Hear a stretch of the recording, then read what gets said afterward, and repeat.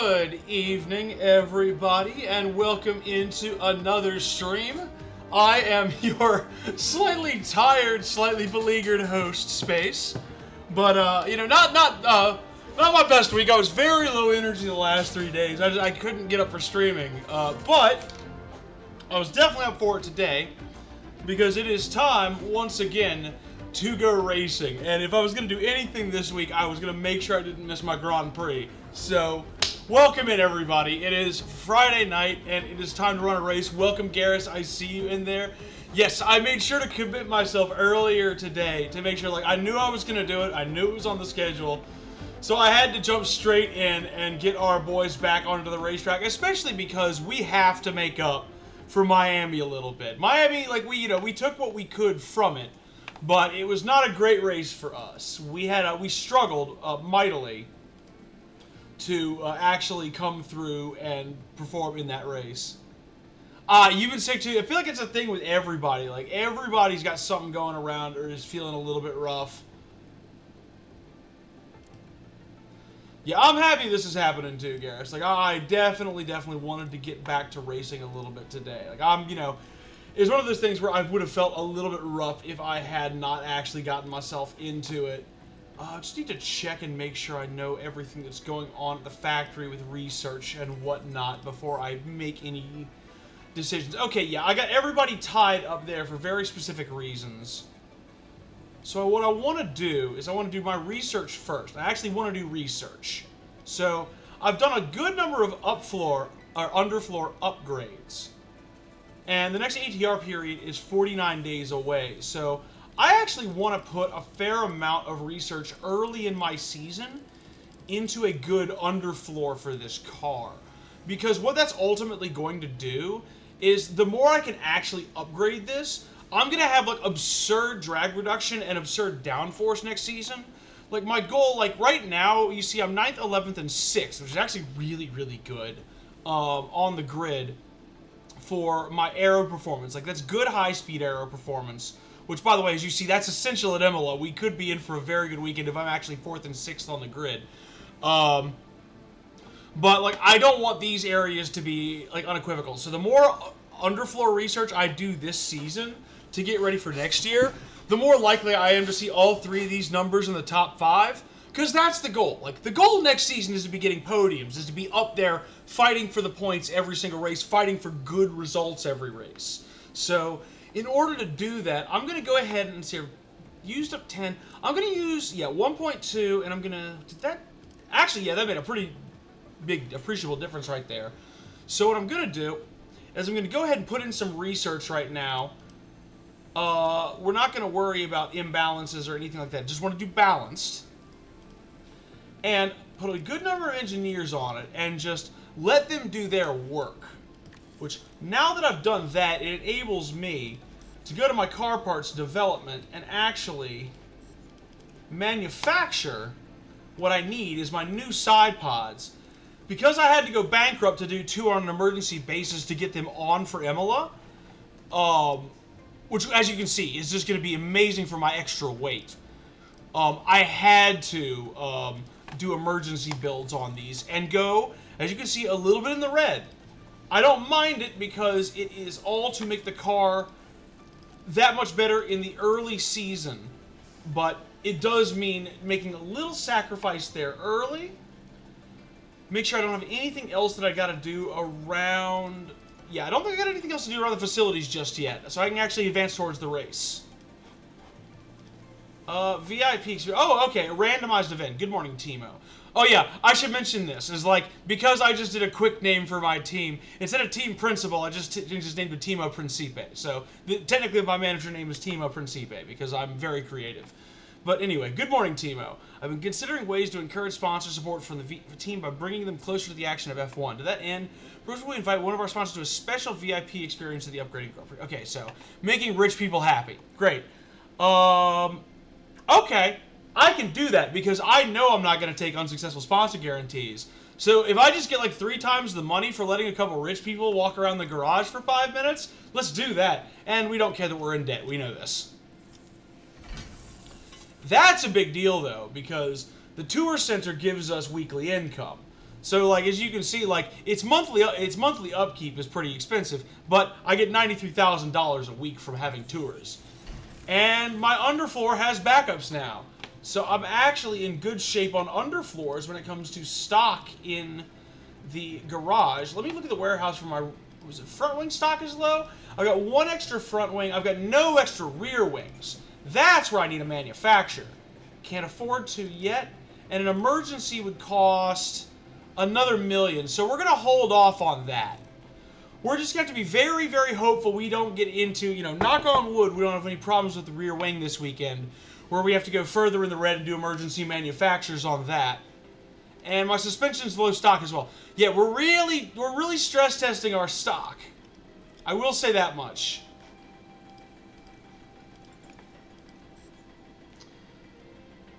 But let's see here. But yeah, you can see, like, because of that Tour Center upgrade now, I only gained $100,000 back compared to my running costs, but now the team is officially making money every week. So that's actually really, really good news. So I'm definitely going to say I can reach Q2. And actually, let me take a look at the cars real quick. So 7th and 9th. Either way you slice it, I think we're probably pretty good, because other teams did bring upgrade packages. But not enough to keep us out of Q2 in any meaningful way. So for our race targets, yeah, I will guarantee both cars into Q2, and at least one car... Actually, if I'm doing that, then both cars would be guaranteed in P15. So we're taking a big leap there that Logan will have a better qualifying than he did last race. And then... finish position streak, I think I can get at least one driver over 15th. I won't guarantee Logan's positions yet, but the time has come. You know, my rookie has been in 5 Grand Prix now. I need to put a little bit of pressure on him to, you know, meet the team goals. I need you qualifying in Q2, especially at a racetrack where it looks like technically we could do quite well here.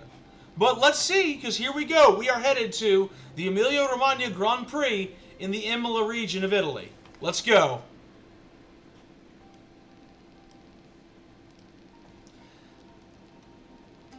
Welcome along to Italy, and welcome along to Imola. After returning to the Formula One calendar in 2020, Imola is now home to the Emilia-Romagna Grand Prix. This historic track's original outline might remain, but updates to the circuit ensure that racing here feels just as exciting in modern times. That's not why they updated the racetrack, Croffy. Lots of corners. There's only one DRS. I actually kind of don't like that. I wish they would have. I wish they would have like. Plenty of action. Red Bull have outscored their rivals to be at the top of the... I actually really don't like that bit of commentary from the game. I think F1 knows better. So, for anyone who doesn't know, Imola is a wonderful racetrack. Like it's one of the best. It's a really great old style track. It's extremely. Oh, by the way, rain over the race weekend. That's gonna make it interesting. But it used to be, and you see on the race map right here, you see these extra chicanes thrown in here and here and here. The reason that those chicanes exist and those speed breaks exist is because in 1994, there's an infamous race weekend at the San Marino Grand Prix in 1994. Within the span of 3 days, Rubens Barrichello during Friday practice was involved in a serious wreck here at the Tossa corner, which regrettably a day later would claim the life of Austrian driver Roland Ratzenberger, would die due to an impact in this section because this chicane wasn't there and he was going full speed into here and had an accident. And then tragically, a day later in the Grand Prix, which they still ran even after Ratzenberger's death, I believe it was lap 7 of the race, Ayrton Senna, the legendary world champion of F1, went off here at Tamburello Corner. His drive shaft broke, and he speared into a wall, and his drive shaft hit him in the head and killed him as well. So in one weekend in F1, there was a severe injury to Rubens Barrichello and 2 deaths on track, one in qualifying and one at the race. And so yeah, it just feels a little bit weird as somebody who knows F1 to hear them say that, oh, no, yeah, no, these changes ensure that racing is just as exciting as it was. Like, excitement isn't the reason that the racetrack was changed. Yeah, no, like, I mean, it feels weird to say 1994 was a different time, but yes, Garrus, they continued with the entire weekend, and the race, regrettably, the race continued after Senna was airlifted to the hospital, and his news of his death was only made readily available after the end of the Grand Prix. Um, you know, I don't know how you can justify that. It seems so crazy to us that something like that would happen at a sporting event. Um, but back in the day when F1 was, you know, F1 was always seen as a dangerous sport from its inception, on the auspices that, like, it used to be, because it was a, you know, pioneering and dangerous pursuit, that you would have a number of drivers killed in the sport. In fact, F1, like all racing series, has had a large number of fatalities. The kind of miraculous thing about F1 has been, in the modern era, is really since Gilles Villeneuve in 1982, his tragic death during that season, F1 had really made a lot of inroads towards safety. Evidently not enough, because actions had to be taken that were drastically different after both Senna and Ratzenberger died. But F1, which was a very bloody sport all the way up to the 1980s, stopped being such for long periods of time after Senna and Ratzenberger, until, regrettably, due to another terrible rules oversight, we lost driver Jules Bianchi after he collided in the rain with a bulldozer at Suzuka in Japan in 2014. And he eventually lost his battle in his coma and passed away in hospital. And his death is the reason that the sport has the halo to protect drivers' heads, and why no other cars or no other equipment is allowed on track if drivers are on track. And it's a regrettable thing about F1, is that oftentimes, in terms of safety advances, we've kind of learned them too late. Like, Jules Bianchi would probably still be here if it were if the halo had been instituted in his era. And even then, when the halo was instituted, just a little bit of safety history from recent times. When the halo was introduced in, I believe it was the 2017 season, a lot of people derided it as, like, you know, it gets in the way of the driver's vision, it looks tacky on top of the cars. And then it saved Fernando Alonso's life, it saved Lewis Hamilton's life, it saved Roman Grosjean's life, it saved Marcus Ericsson's life, it has saved Charles Leclerc's life. It has saved, like, so many drivers have been saved by the halo because of impacts they've taken, where something comes in towards the cockpit and towards the driver's head that would have, like Senna's drive shaft was in his car, but like Bianchi with the bulldozer, would have hit them in the head and severely injured them. And the halo was strong enough, even at forces as fast as, like, as impactful, as like 63 G on the point of impact, halos have held firm and kept drivers from getting their heads severely injured. So we do have the advances now where it's a very safe sport, despite a lot of the horrifying ways that these wrecks can kind of look. So at times, it is a safe sport, but we've only gotten there through a really kind of a tough and very tragic past. It's a very interesting. It's one of the many interesting things about F1 lore that I feel people should know getting into the sport, because it is a marvel to watch, but we've not gotten here easily. But we will set that aside for a moment to get the drivers out and hope that their setups are okay. But yeah, no, little history lesson there. It's especially pertinent as we race at Imola, because Imola is a track that's infamous for it's the one weekend in 1994.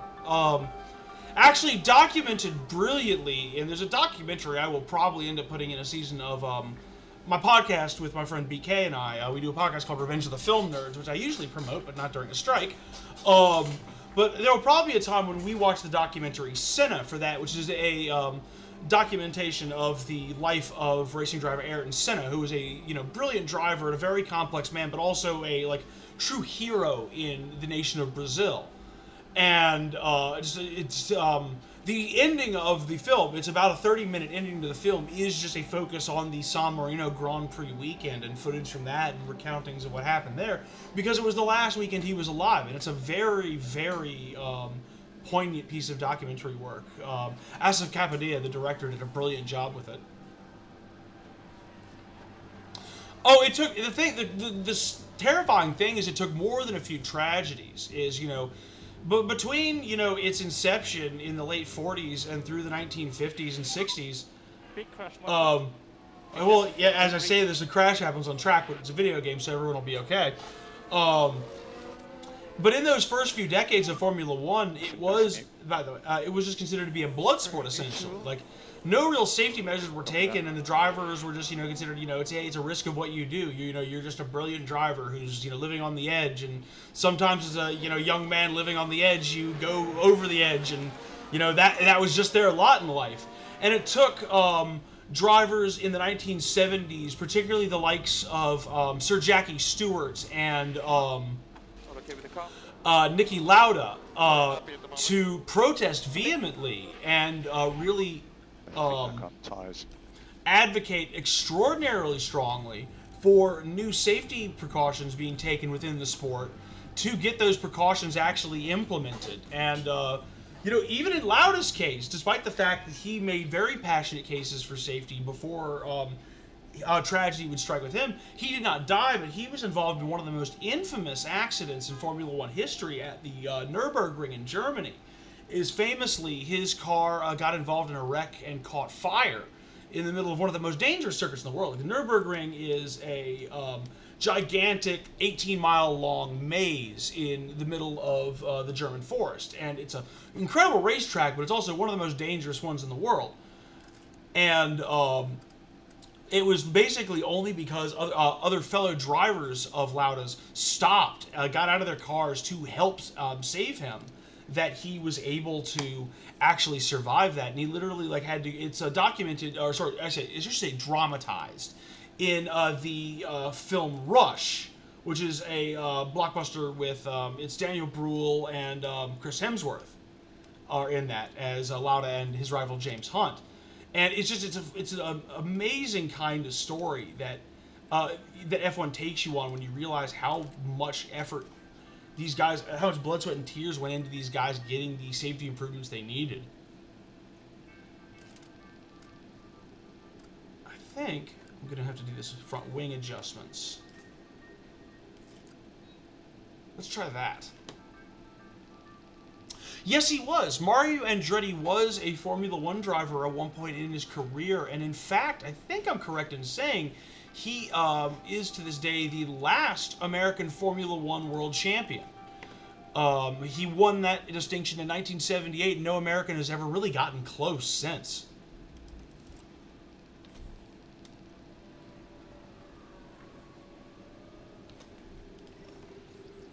But that is one of the reasons why he is so unbelievably highly regarded in the world of racing, is because he is, an American who has come and won the most prestigious racing series in the entire world. So therefore, he must be, he must be something pretty special.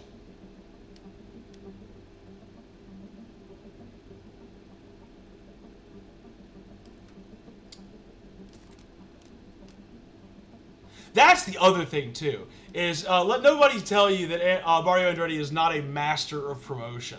Like, he and his whole family really, have that down. The Andretti name means something in racing, and it's the reason they've been able to build an empire in the sport of racing, is because they are brilliant promoters. And point in fact, they built their empire to such a big point that right now, as we speak, they have been approved by the FIA. Whether or not the teams say yes is still up in the air, but they have been approved by the FIA to enter Formula One as our 11th team on the grid in 2026. Whether or not that actually happens remains to be seen, but they have applied and they are trying to join the sport as their own racing team. Which is different than in, I believe it's 2026 is when Audi is taking over Alfa Romeo. Also, I've clicked the wrong button there. I need to bring him immediately back in. I accidentally put him on the wrong tire. Did not want to do that. I wanted to put him back on the intermediates and send him out instead. I made a mistake. Oh, no. I'm pressing the wrong button. Alright, go. Go. Now go out. Now go out. Okay, there we go. But yeah, so I'm not surprised that I don't know if I knew that Andretti was on the NES with their own game, but that does not surprise me to hear that. No, I'm distracted as well. I'm actually like I'm really enjoying that you got me on like a little bit of an F1 history kick during the practice sessions at least. Like I'll have to focus up more. I completely messed that up. You're fine, Logan. You didn't hurt the car. You can run wide if you want to. But yeah, no, it's but yeah, the Andretti family definitely has roots in here. Although I don't believe How's the conditions? we're going to ignore that for a moment. Yeah, we're going to ignore that. But yeah, I don't know if any other Andrettis have driven. I can't remember. I think at least one other Andretti has driven in the sport since. And I think they weren't very good. I think one of his sons actually was quite bad. Like, infamously in the early 90s. Like, certainly not among the sport's worst drivers ever, but, like, not great.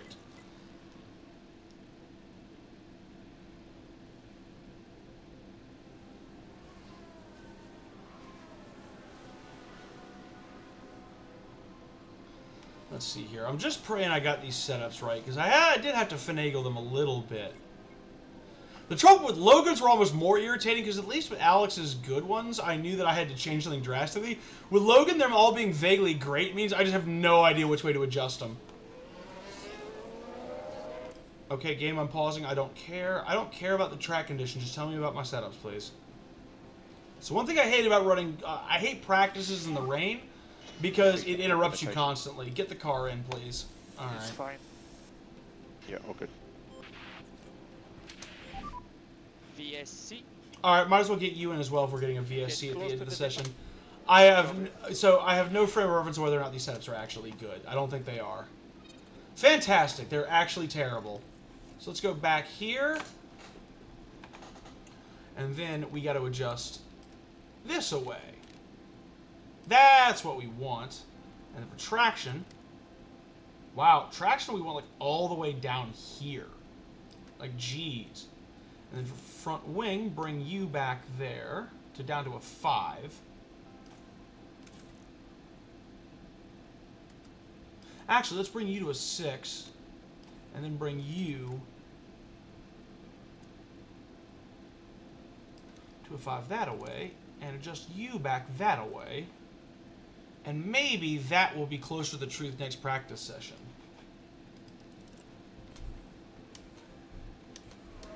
Meanwhile, Logan comes in. Did I get anything on his rights? In the pit lane. No, I actually... Well, that actually gives me some clue which direction to go. So I need to go opposite direction with everything. For him. Actually, just revert real quick, because I think what I need to do is... No... Yeah... I do think I need to bring the rear or the front wing angle a little bit higher up. I think that's the right thing to do.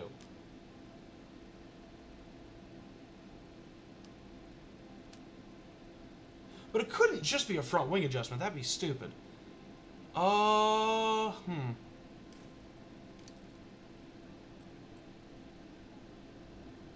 feel like maybe that's it.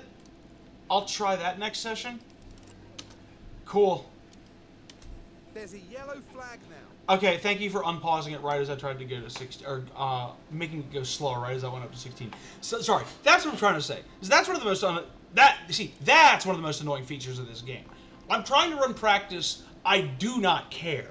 Like, make it go 1x speed when I know about setups. Don't tell me about track changing condition. Don't unpause me trying to speed through your game. Like, this only exists for me to get set up. Don't bother me with all this like fast forwarding of what I'm trying to do. I can't figure out the right term for it because all it's doing is just taking it out of fast forward mode, but it literally makes me furious.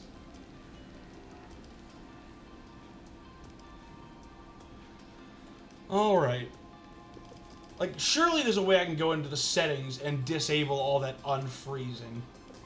I keep calling it unfreezing because I feel like I'm trying to describe the problem where a game accidentally unpauses and that's what makes you mad, but it's literally the exact opposite that's happening.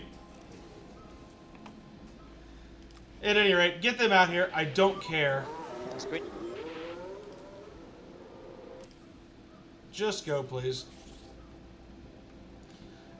And actually, let me go into settings and see if there's a thing I can do about this.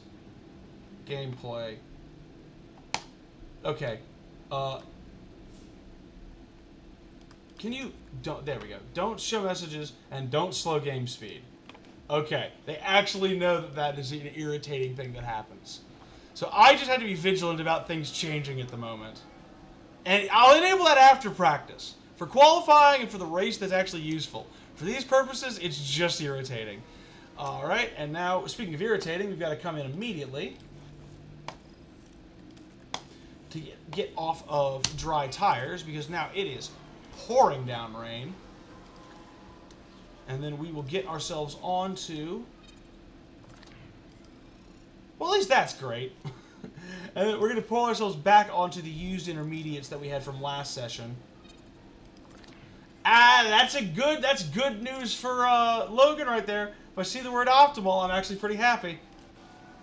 Alright, get it back out there, gentlemen. Let's see how you do.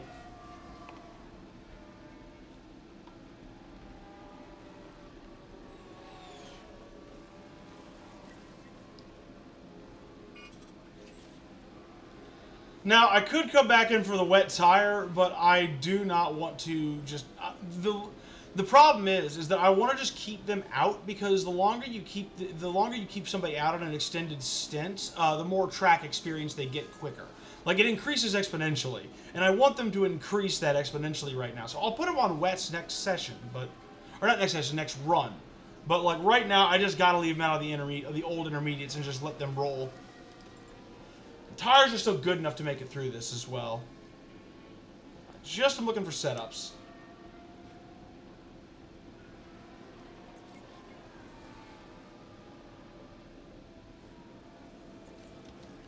Okay, he's not going to tell me... Oh, great. So, the game actually doesn't allow me... Like, the one time I want it to unpause, it doesn't. I guess I'm going to have to live with it.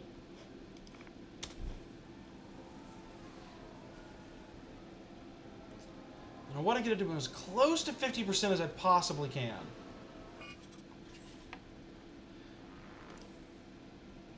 And then... Alright, so, yeah, they're just literally the only time I want it to give me one-time speed, it doesn't. I absolutely love that game design. Car balance feedback when capacity. Alright, so Alex is at 96% now. That's very good news. So I'm a literal... Okay, cool. I'm a literal tow-out adjustment from fixing this. I think it must be there then. Yeah, because, like, if it's that close, it's like... And that's off. It's got to just be that. So let's do this. I need at least one set of fresh intermediates for the race, I think, so wouldn't hurt to go on that. Because tires actually don't wear down very fast here. And then Logan is on 95. That's a front wing adjustment. No, it's not. It's a tire camber adjustment. I go down that way. No, it's... Damn. So if I go there, bring the front wing back.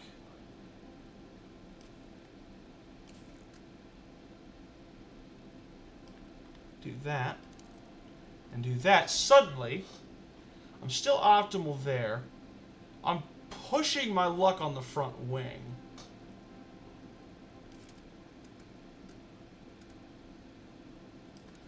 But if I go there, and there, maybe. We'll try it.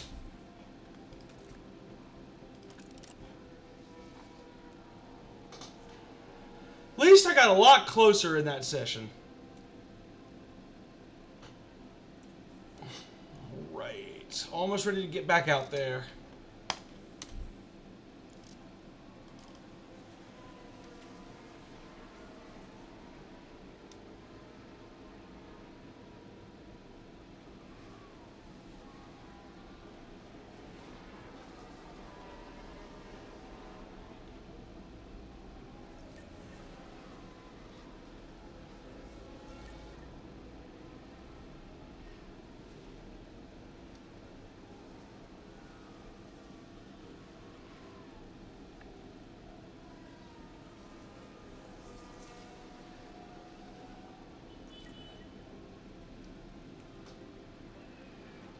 Alright. Whew. Taking a quick break. I was zoned out there for a second, just sort of gazing into the game.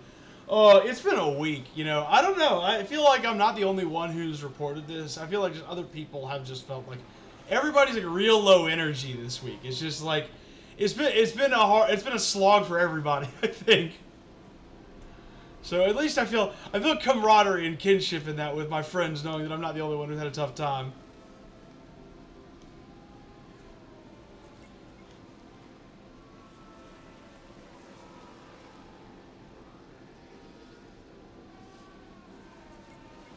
Alright, please give me good news, Alex.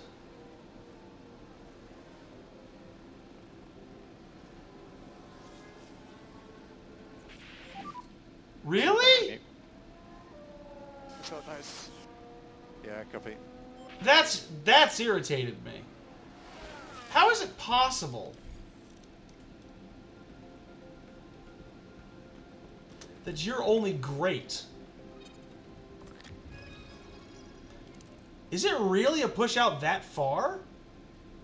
No, because then I've got to go...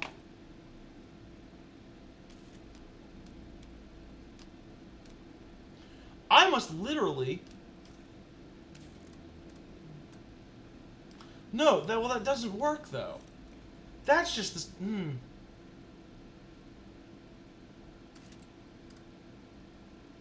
That must be the adjustment, then.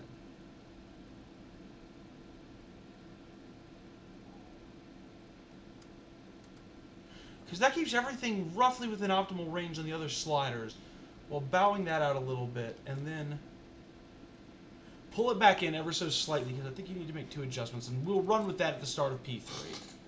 That was weird. It's like I got no closer on that.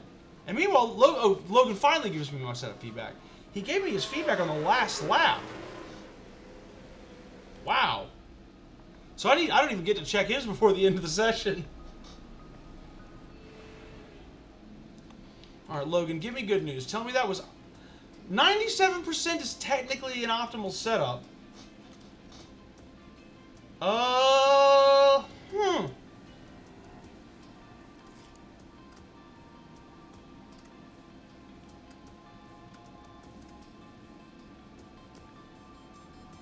don't think I can do anything about that. Unless it's a 1.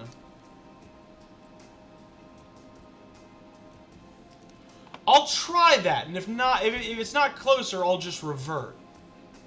So that tells me I can finesse it ever so slightly. We're going to put them each on 21 laps. If I'm running out of time on those stints to get my feedback, then 21 laps has to be the answer. I'm going to quickly save here, because we're getting closer to the truth.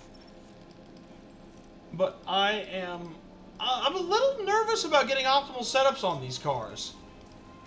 This has been a tough couple practices for me. Let's get Logan out first, because he's a lot slower on his notes. Alright. Wonderful. And no rain in the forecast, right? Fantastic. 1 clear day at the circuit. 1 clear day to make a little bit of hay while the sun is shining.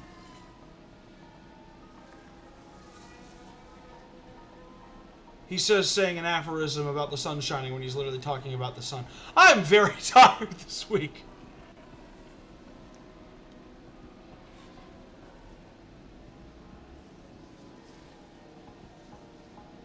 It's like usually when you're using an aphorism, you're supposed to use it about something that you're not talking about.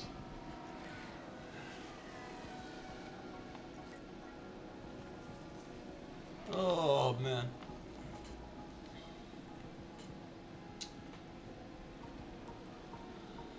I am so ready for qualifying.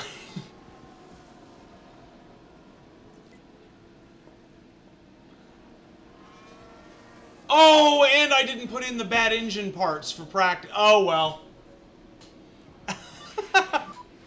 Oh, no. Big lock up on the front. Tell me you didn't crash or hurt the car. Yeah, sorry, just thinking. Okay, thank God. Thank God. Okay, Logan, absolutely fine. Logan, hey, mistakes happen, buddy. Just keep driving the stint. I thought you had hurt something on the car and I was going to have to restart the session. That would have been annoying. You're fine, buddy. Just give me the setup feedback and just drive out your stint.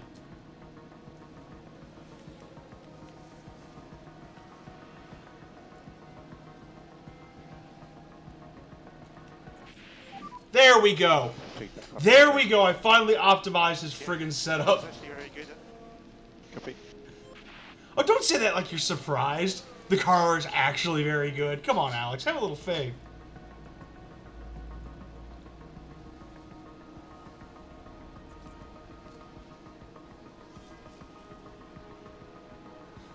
Okay. Oh! 100% on Logan as well. And so right at the death of it, we found the right setup. So let's go ahead. Put you on a 15-lap run plan. And meanwhile, Alex is 99, which means... Boop. Huh. You know what? I know what the 99 setup is. Let's see if I can cheese it for 100 by going that way. Because it's either 0 or it's 10. So I'm going to see if I can cheese it and get the gamble right. Because if it's this way and I'm correct, 100% setups on both would be really cool this weekend. Really cool. So you still have to do a longer stint. But Logan, enjoy your free laps to run the car and get your experience, buddy. Alex is literally going to be running up right until the very end of the race. Or end of the session. Go, go, go. I need you out there giving me good feedback, buddy. Hopefully he'll get it to me. But yeah, Logan's in good shape for the weekend. Really, really happy with his work.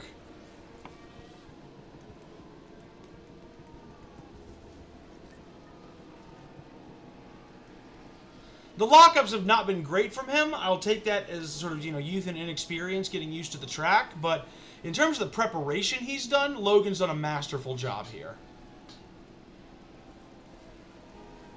Good bounce back on a weekend where I really needed to see it from him. Because he was not good at Miami, especially in qualifying.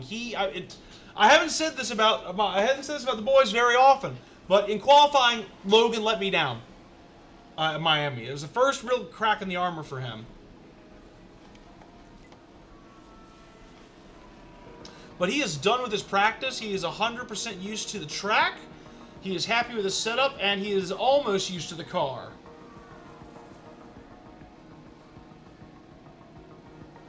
Also, I'm going to savor this because Monday is Monaco, and Monaco is not about straight line speed, so...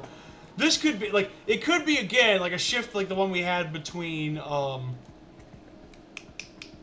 did I have such a great race? Between Baku and Miami. Because Monaco is just a very tight, very finicky street circuit. And you have to, it's all about qualifying in those conditions. So, I think I got it with Alex. I think I got the 100%. But yeah, so, Monaco could be a bad weekend for, it could be like last week, where Monday, or this week, where Monday was just very rough for us and Friday was good. Because I think we go to Spain after this. I think we'd be good at Spain. But yeah, look at that, 100% setups. I got him right there under the gun. Very, very happy with that work, boys. Going into qualifying with very high confidence, believing in yourselves. I like it. There's tension in the air today. Okay. So now the big question is, how many tires do I have? Oh, right!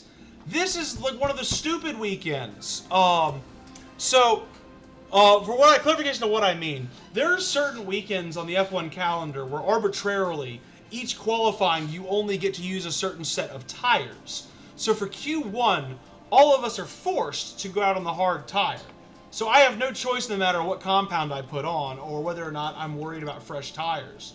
So that presents a very interesting challenge for us because that's not a great tire and we have got to warm up a not great tire in the course of one lap to get this flying lap done for us and done well. So it's going to be an interesting one. This is qualifying now. My thoughts are kind of out the window. To be honest, the only other times I have run this qualifying session in this game, it was raining out, so we didn't have these weird rules. This is the first time I've ever had to approach this. But at least it will let me give you a track tour when I get the chance. So we will do our usual, and on our first lap, you will get a tour of the circuit here, Imola, for the GP. So Alonso's the first out of the garage, and he's out immediately, but the rubber is so low out that I don't know if I want to go out just yet. I think I'm going to wait for, like, to see, when I see, like, the Red Bulls and the Mercedes and the Ferrari going out, that's when my boys go out.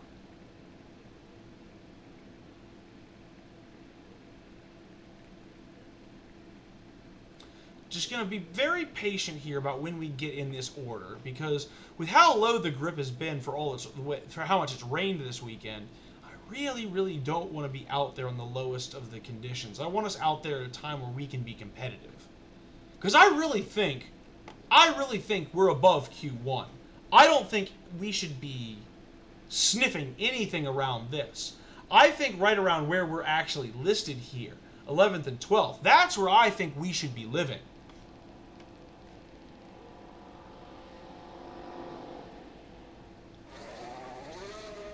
Alright, some of our competitors are getting ready. So they did that when he was going through Aqua Minerale.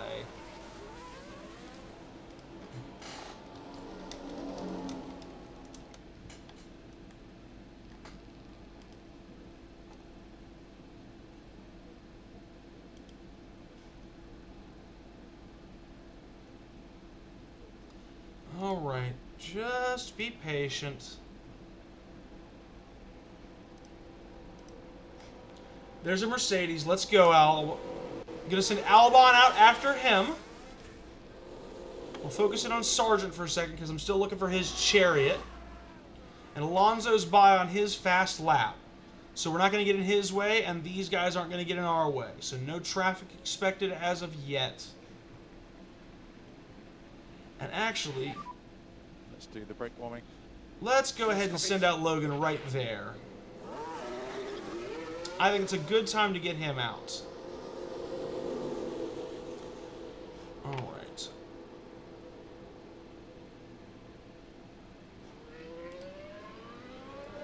And the fun thing about giving you the tour of Imola today is that the corners actually have names. Work the tires hard on that up lap. Let's get it to Albon because he is still on his warm-up lap here.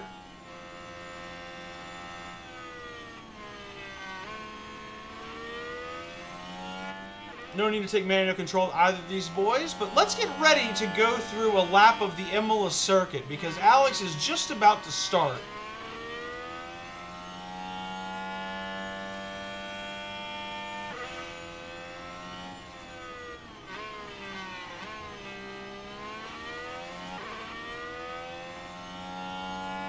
Alright, ladies and gentlemen, this is a lap of the Imola circuit. So, to start off the flying lap, Alex is going to launch him through the Ravazza, which is this double left-hand corner section here, and make his way onto the main straight. This is a balls-to-the-wall, fast, curved straight in which you get the highest speeds that you will experience on the circuit, over 200 miles an hour, here into the Tamburello chicane, formerly Tamburello corner. Now you head onto the secondary straight now, the Teguardo, which is a new straight, as it all used to be one before 94. But then you cut your speed here in the Villeneuve chicane, coming up to the famous Tosa corner, an uphill hairpin where you can really hold the speed and find an interesting braking point. Now you make your way up, the closest thing you have to a back straight here, as you get ready for the fast sweeping corner of the Piratella. Want to hold space and get to the outside here as you head into the most challenging corner on the circuit, the Aqua Minerale. A very hard double right-handed dip into the back end of the circuit. Now, cutting speed for the Variante Alta, the last chicane on the course. Once you get through here, it's the tightest as well. You take this one last back straight all the way down to the Ravazza. And as you can see, Alonso's going to have to get out of the way to keep from blocking us here. He does a good job getting out of the way and not being traffic. And through Ravazza, Alex Albon will come in, but how well will he finish? He's currently going like a demon And he's third fastest so far in the session 5 to 0 for them. with a 1:15.1. Meanwhile, Logan Sargent is making his way up to Ravazza as well. Not as fast as Albon, but still looks like he's going pretty quick. Can he get up into the 1:14s? 12, 13, 14, 15. He's a little further behind, but he's only at a 1:15.9, so room for improvement. Close as you can. Both in the 1:15s. Logan's going to need to find 0.8 seconds there, but that's an overall a decent start to qualifying there. I may send out Albon and Sargent as a platoon in the second qualifying to give him a little bit of extra speed on the main straight. A little bit of extra pull through his lap, because he might need it. We'll see. But a decent start to qualifying for us. The fact that Albon is running up with Fernando Alonso in the Aston Martin and George Russell in the Mercedes, I'd say that's a good problem to have. That speaks to points, in my opinion. I mean, no way, don't count your chickens before they hatch, but that's a good start to quali for us. Let's get the boys into the pits and get a new set of hard tires. Or actually, I have to stay on this set. It's mandatory for me to stay on this set no matter what, so we cannot even change tires. We can just refuel and wait. So I'm going to wait to see how the rest of the field does, but thus far, decent results for us here at Team Space. Sargent is definitely going to fall a little bit. But yeah, he shouldn't fall out of Q2. Yep, Norris is slower. Yeah, everybody's still slower. So we want to go out after these guys go by. Yeah, now it's time to go. So what I'm going to do is I'm going to send out Albon first. And now I'm immediately going to send Sargent out.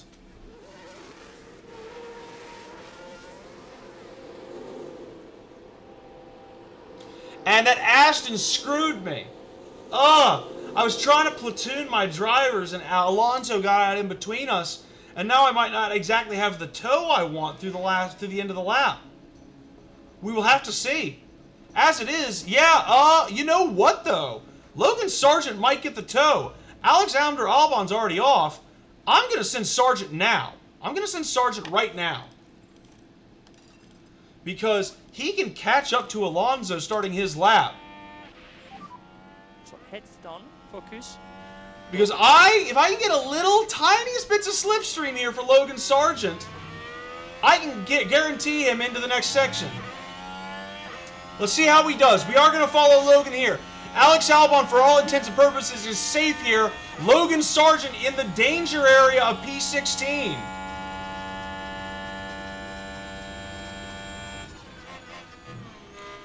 Remember, we want to see green here. We want to see that he has gone faster through Sector 1.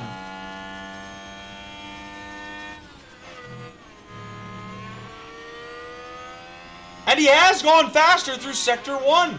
Very fast, indeed. Meanwhile, Albon has not improved. So Logan might have caught some of that air I wanted on the slipstream behind Alonso here. Through the second part of the lap, will he remain quicker? That would be checkered black. That is a good second sector from Logan Sargent. Alex Albon has also improved through the second sector. It's going to be close. He needs to gain a 1/10 of a second here on Nick de Vries.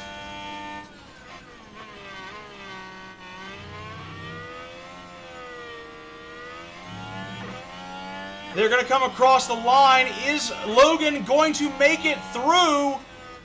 Oh, he's had a masterful lap. He's jumped a full 0.5. He found a full half a second on his lap, ladies and gentlemen. And I think Logan Sargent, we're going to have to wait to see de Vries and Tsunoda come across. Tsunoda does not improve. Let's go to Nick de Vries here. I think Norris is about to cross. Norris does not get out of Q. Logan Sargent is safe, ladies and gentlemen. He has done it. We've banked in the extra money from our sponsors in the garage as well. What a qualifying session for us here. Very fortuitous result. I like that P10 and P13. I like that. I like seeing Alex Albon competing for those Q3 positions. Unbelievable.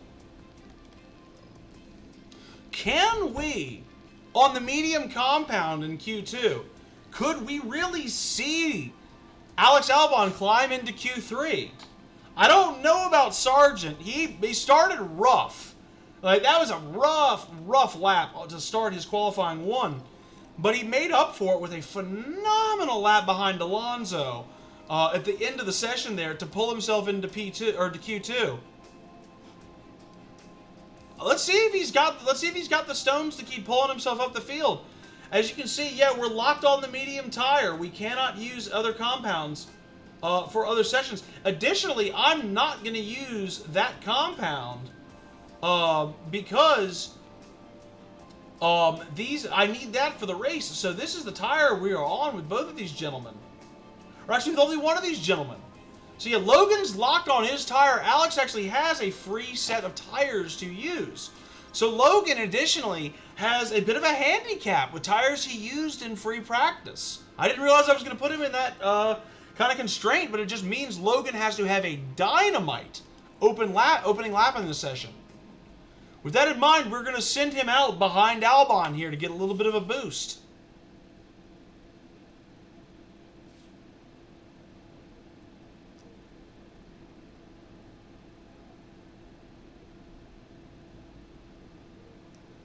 Just going to wait. Never like being first out on the track. I'll let Alpine have that honor. Gasly can do his thing. For the record, I think we might be a little faster than the Alpines, or at least comparable to them this weekend. Because our straight line speed is bonkers still.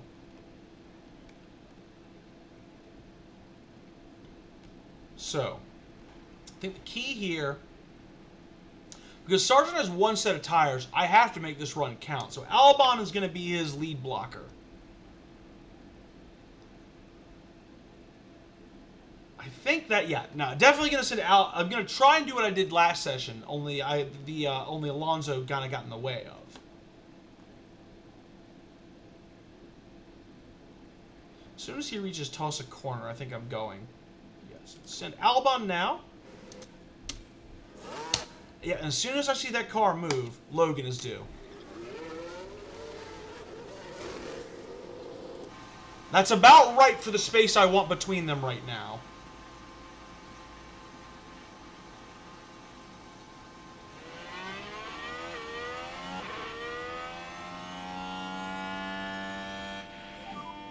Alex, go switch out. Okay. All right, and I'm gonna do a little trick here, which is that when Alex springs for his lap, I'm going to send Logan at the exact same moment, because with the level of distance they've got between themselves right now, Sargent will get this great slipstream all through Sector 1, and I need that extra slipstream on his run to lift him ahead. Because Alex is going to be the better qualifier. He's been better qualifier all season. So, we are going to be very, very cheeky with how we do this launch.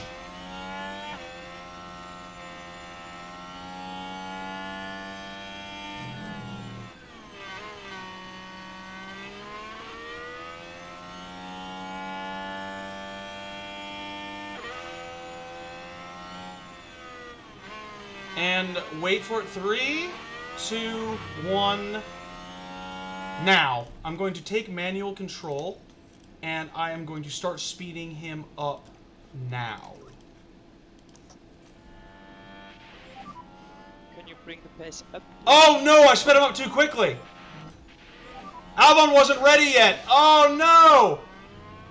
Well, this worked for Logan last time. Let's see if it works this time. Unwittingly sending him out as the lead man. I botched that a little bit. And there's a yellow flag on circuit. Or there was. Oh, Alonso ran wide. Somehow on his out lap, Alonso ran wide. I've never seen that before. Usually it's a hot lap like this one. I didn't say that. Nobody said that.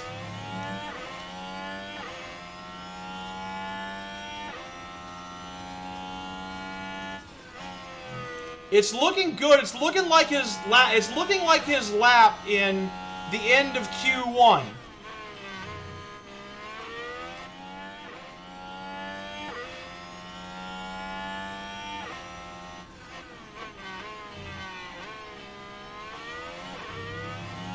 Meanwhile, Albon has set the fastest Sector 2 briefly before Ferrari takes it off him. And that's pretty cool.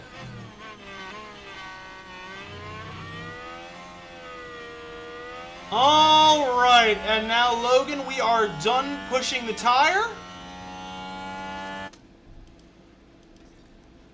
We'll see what time I got in just a second. Very nice, only 5/10 behind Gasly. And only 5, well actually, closer to Albon than I thought he would be. Closer to Albon than I thought he would be. That's that red done. Copy. But I'm also going to have to try and do a blinder here with Sargent behind again. In the next runs, because I only have one tire to go on. Looks like it won't make too much of a difference in like raw speed.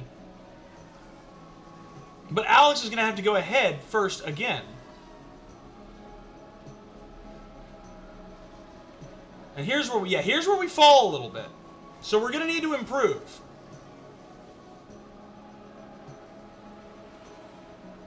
'12th and 14th on the mediums. The medium, not our best tire.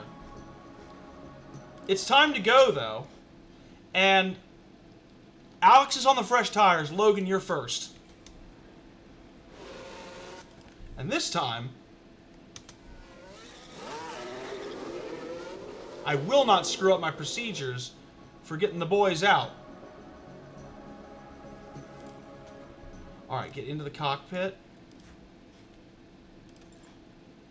Okay. So I'm in Sargent's car. I'm in Albon's. Now, 3, 2, 1, go, Alex.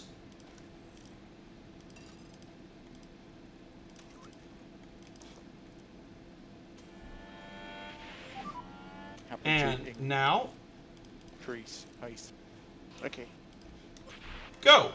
Okay, that time I timed it well. Okay, gap red is good. It is time to give Mr. Alexander Albon a launch into the future with a little thing called slipstream.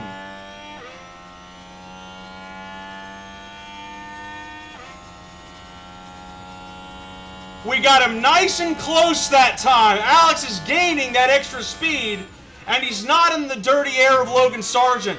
I think we might have pulled a blinder there, but I'll have to check the times to see if I actually got it.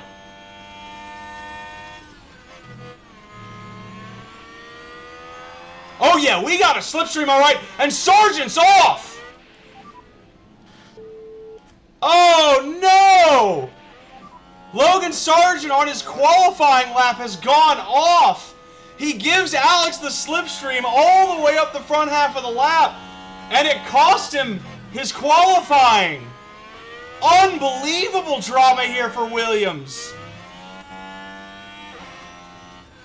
Albon is faster again in this sector.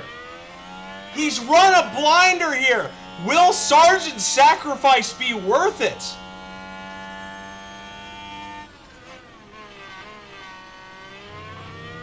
Albon is through Ravazza. He is coming through the final segment of the lap. And it's only good enough for P11. Unreal. We miss Q3 by 9 thousandths of a second. Okay, we've now missed it by 200ths of a second. That's astonishing. Alright, so now Kevin Magnussen just rubs it in a little bit. P12 and P15 on the grid is what it's going to be.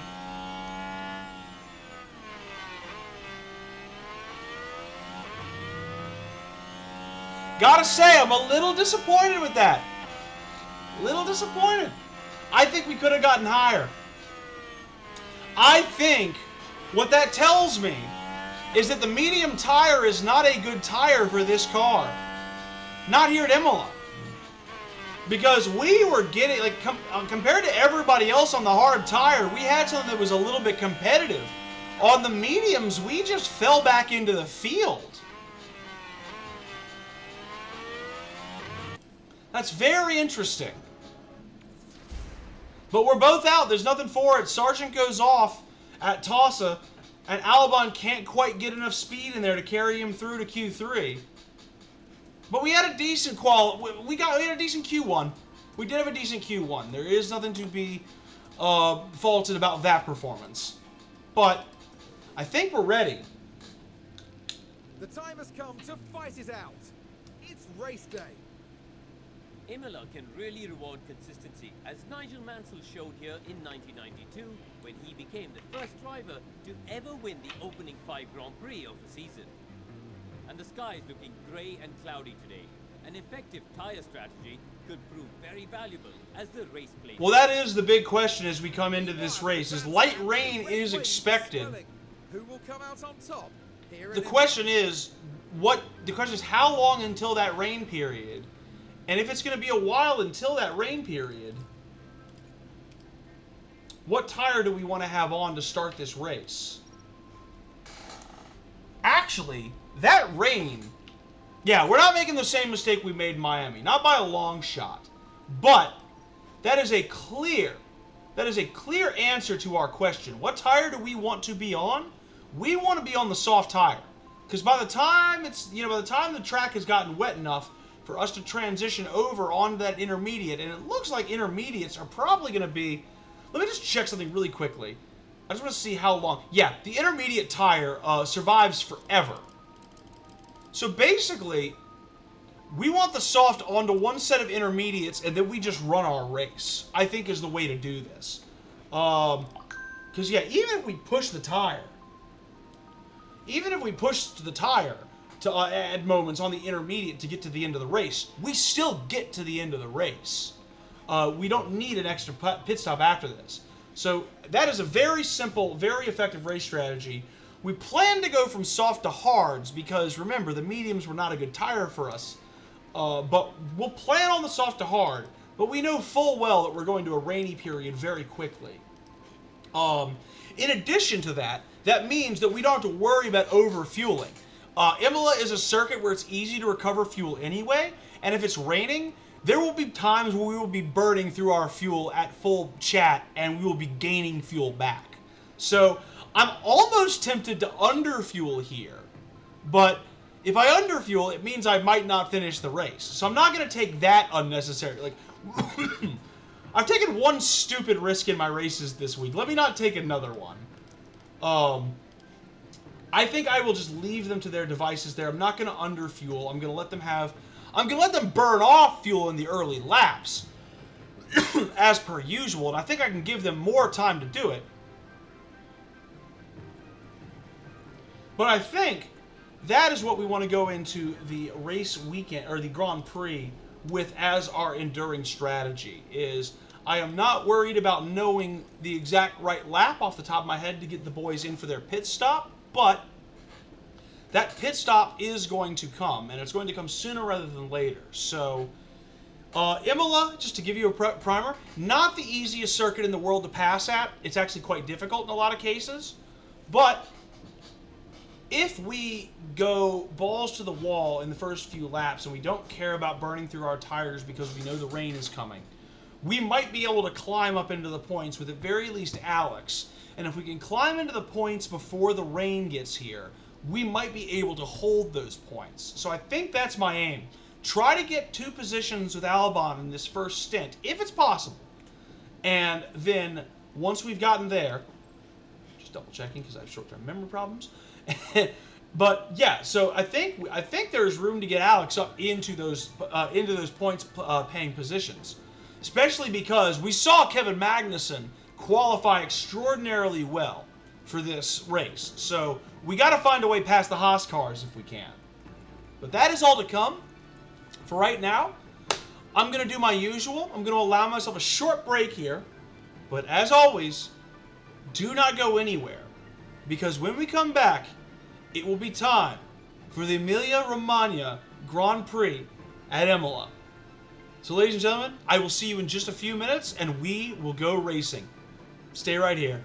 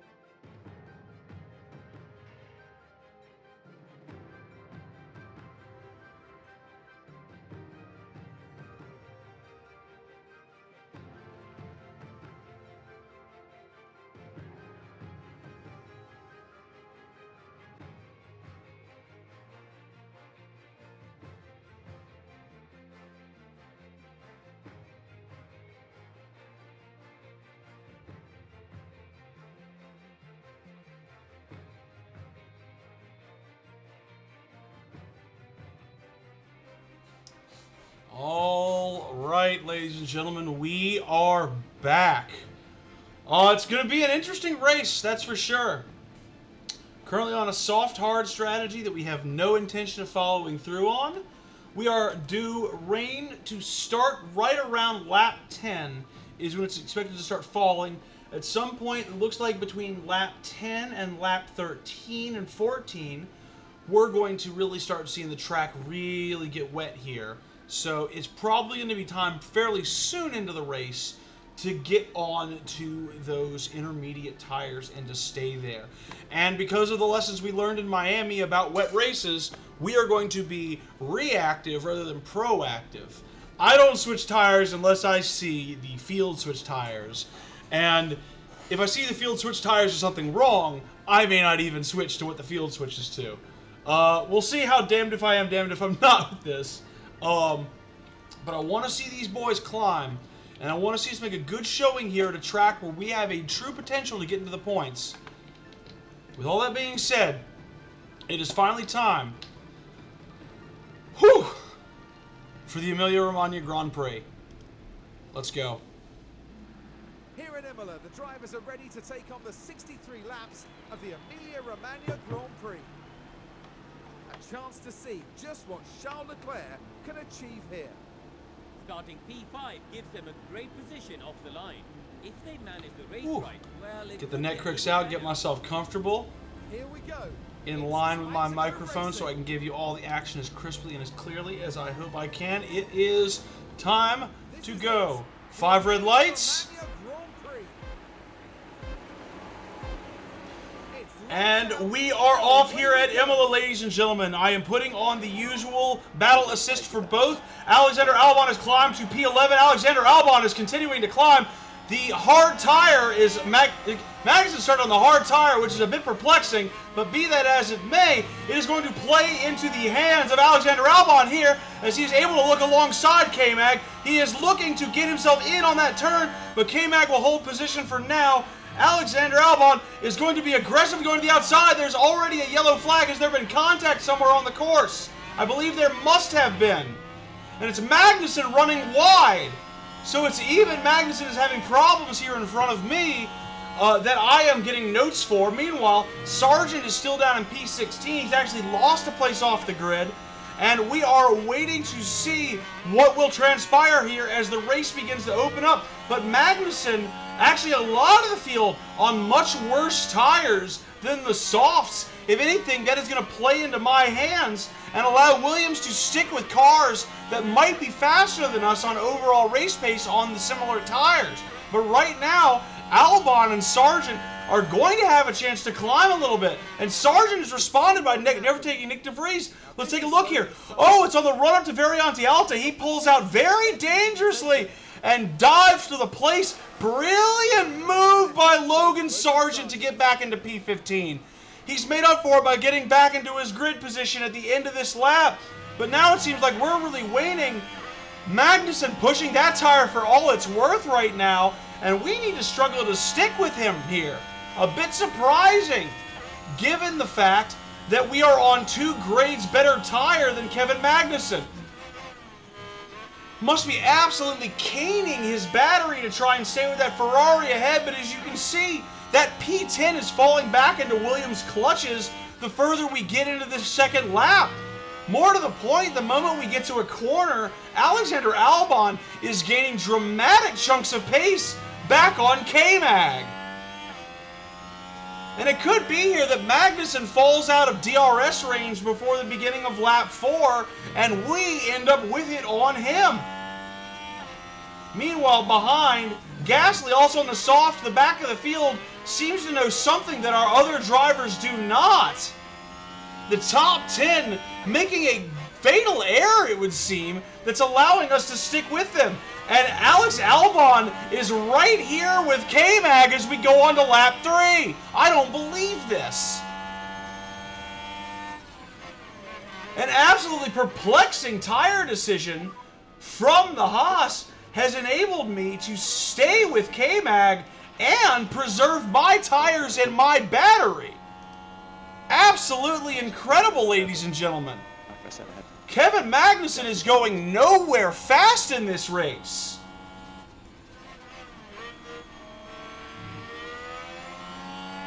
Meanwhile, with Logan, I'm going to continue to stay aggressive. Albon looking to stay in here. Maybe press his advantage later in the lap. Magnussen doing a good job defending here. He knows he's got that final points position, and I think he knows we're faster. We're going to hold off here, get a little bit of pace back in Alex's tire, and then once I've got the DRS next lap, I'm just going to go for it.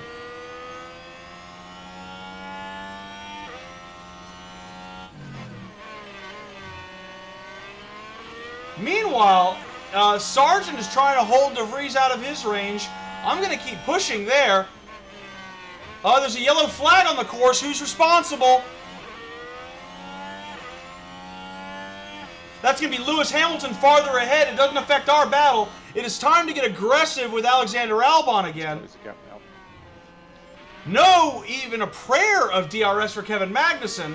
And here we go. Alexander Albon. He's got the speed. He's got the kick. He has got the DRS. And he has got free reign to go in clean air against the Dane. And Alex Albon is going to make a rather easy pass, it must be said. Not a lot K-Mag can do there to hang with Albon. Easy pass at the end of the day, and Albon is going to keep pushing to try and get away as much as he can here. Meanwhile, it looks like Logan Sargent is holding in that DRS train and has got De Vries away from him. I'm going to pull a little pace out of his tires for right now. Albon, though, I do want speeding away. The more pace we put out now, the more we burn these tires to get away from Kevin Magnussen on those hards, the better off we are. Another person is off. 3 laps, 3 incidents, and the wet weather is already on the way, so there is really no reason to preserve tires. And it's De Vries who's run wide, so actually Sargent's okay. Meanwhile, K-Mag has lost oodles of speed. He's doing everything he can to burn that battery to stay with us, but he's going to be drastically behind here as we go through Ravazza. He'll have the DRS, but he's over a second behind on the main straight, and he can't. Like, there's not a lot of ways for him to make that up, especially when he's defending. He's not even in my slipstream because he's got to worry about Pierre Gasly behind, also on soft tire. And the more we get to go at this pace, the more we will pull away from K-Mag. He gets that one spurt of DRS, and now he's playing catch-up. I think we're about to pull clear here in P10. As we head through Tossa, Magnussen really trying to stick with us, but he's outside that second. Albon's got to really just press the tires here to make sure he holds to these difficult technical sections, but it looks like it's going to be P10 for Alexander Albon. He has indeed held the advantage, and towards the rain period, we are going to preserve his tires a little bit. See how much pace we can get back in them to make sure we have any defense we need against Magnussen before the rain gets here. Already burned through an exceptional amount of fuel, but as we said, we're going to make that back in the rain period. Now, Magnussen is not going to be able to catch up with us in this section here. No DRS for him. He's on full defense mode against Pierre Gasly, who truly is a bigger threat for P10 than Magnussen is. An absolutely short-sighted decision here to try and make his way through the first stint of this race on hard tires. Very perplexing, but Gasly can't catch him and is caught behind. And now, all of a sudden, Kevin Magnussen has joined Team Space here. Really actually defending and hurting the pace.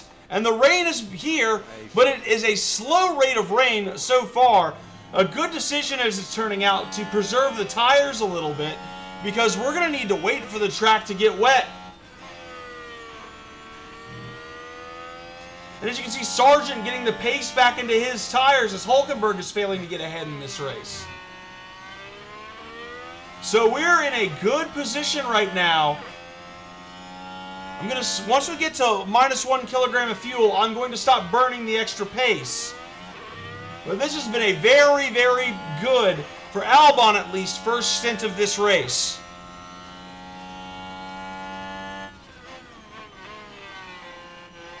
As you can see, already 1.6 ahead of the Haas, and we want that to grow as the precipitation picks up here. One last straight of true push on that engine for Alexander Albon, and then he's got to settle in. Good work, buddy. Just do lifting coast. And by the same token to you, Logan, good work. I'd like to increase a bit the lag where we were. Yep. Now we just get the tires into their range. We wait to see the precipitation build up, and then we get into the pits when we can. Looking like it's going to take a minute here, as Kevin Magnussen is now, he's battling Gasly. That's very good news for us, because Gasly is going to burn through that tire trying to get that position off of K-Mag, though he does finally get it. So now we got to be wary, because Gasly's going to try and climb. Temperature is dropping, and the pace is definitely going to come back into these tires. Gasly might want to press up, but we will have the fight back.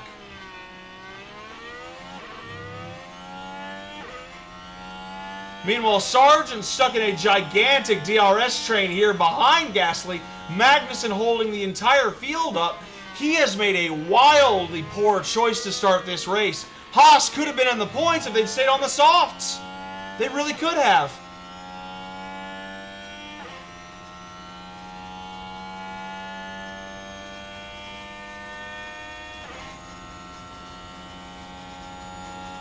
As it stands, we're going to go back to Logan Sargent briefly. He's looking.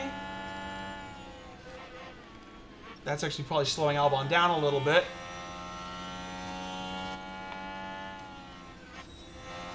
Take a look at his race as we wait to watch that gap with Gasly. I'm going to go ahead and be a little aggressive on his tires now. Now that we've got the pace back, I'm going to let these boys add a little aggression into their races again. You can increase the pace. Copy that. And it looks like Logan's going to take that aggression to heart. He's really trying to threaten Piastri here. Piastri has fallen out of the DRS on the Haas cars trying to defend this position here. And if I give him a little battery deploy off of Aqua Minerale here, Sargent might be able to get past Piastri at this juncture. HPU temp. Yep, copy. Not quite yet. In fact, he's going to have to go back to neutral here, but he's going to get that pass done. Matter of fact, he might get that pass done before the Ravazza. Nope, good defense by Piastri, it has to be said. But this time, Sargent's going to have the push. He's going to have the pace, and he's going to have the clean air. No DRS for Oscar Piastri. Plenty for Logan. Copy. If he'll only drive in clean air and stop being such a coward. Thank you. He might actually get this done.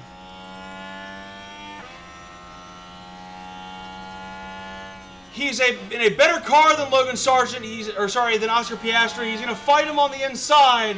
And finally, Logan Sargent has gotten himself into P14. It took a fair amount of urging from his team principal, but Oscar Piastri has lost the place. And we will stay aggressive as rain continues to accumulate. We are about less than 30 seconds away from it truly starting to pick up here. Is it going to be a situation where it starts pouring right as we go by the pits? I am watching with an itchy trigger finger.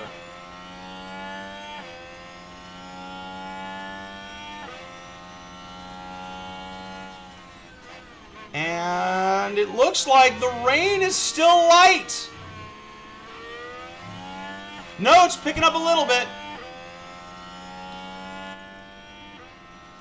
We are still on the right strategy as far as I can tell. Although, I'm now going to take a look at the two-stop, because we're back into that territory now with both of our drivers. We need to adjust in the event that the rain is light enough where these come back into play. Because suddenly the track is not getting as wet as we thought it might. We might have 2 laps here. I think 2 laps until we get to the true wet, or damp track, I should say. We're going to go by the pits one more time.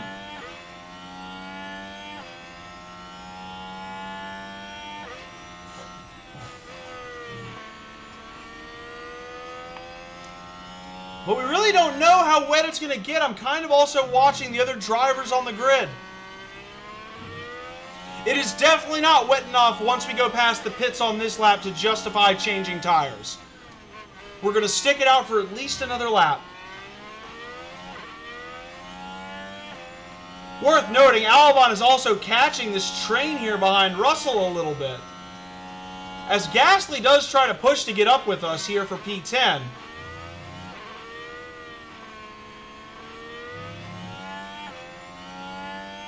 Yep, only 61 millimeters of rain. It is not wet enough yet.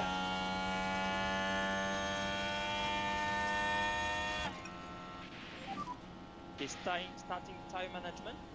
Copy. Definitely going to start a little tire management there because he's getting them back into a wrong window. Don't want to overheat the tires in the middle of the stint now. Very cautious watching that dry track. Watching the Red Bulls ahead, seeing if they're going to come in.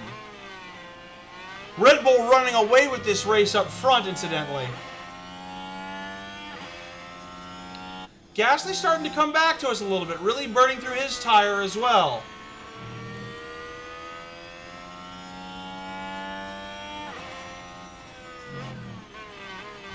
Now, is Checo Perez going to come in here? That's really the key thing. Is he going to pit? He's going around for another lap, so is Max Verstappen. Looks like we're going around for one more too. Nobody is pitting yet.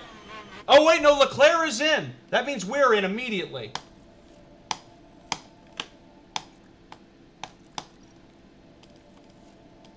In for fresh tires immediately. Immediately.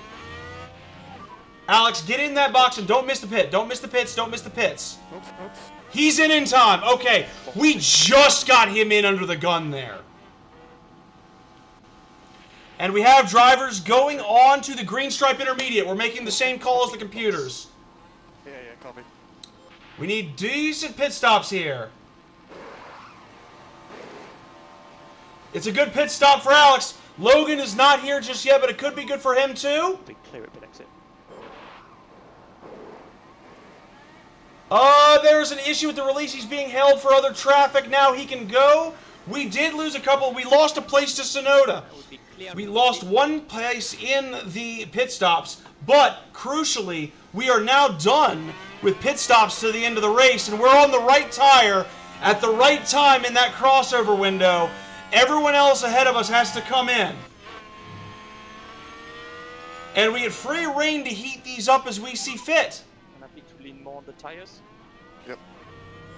Get some nice heat in them a lap ahead of other teams ahead of us that did not pit.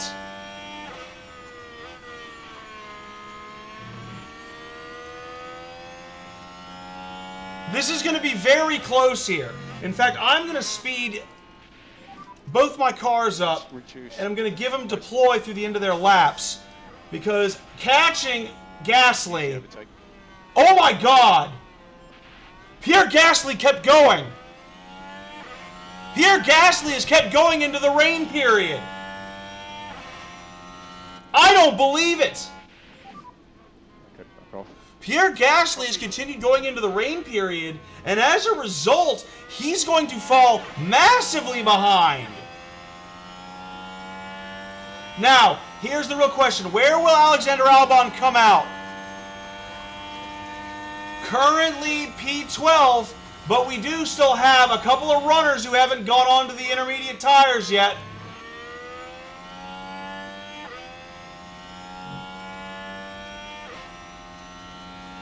And this is proving very, very nice for our race. Just focus on your tires. Copy. Now, whole field is caught behind Valtteri Bottas, who has not gotten off of the tires yet. Try and get the temps back under control. And Valtteri Bottas has now got a train behind him because he's on the wrong tire. Unreal. And we're in it now. We're stuck in this train. We get the better off the corner. And actually, yeah, it's a war now between all of us here behind Valtteri, because he's cost us valuable time, and he might cost us valuable time to Pierre Gasly. This is a fucking disaster all of a sudden.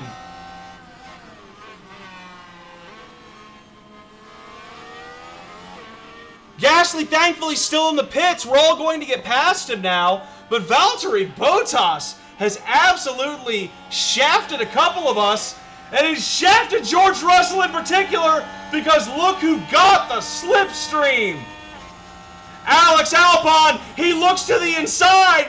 It's a almost a double overtake. But he's in P9, where the best we were looking for was P10.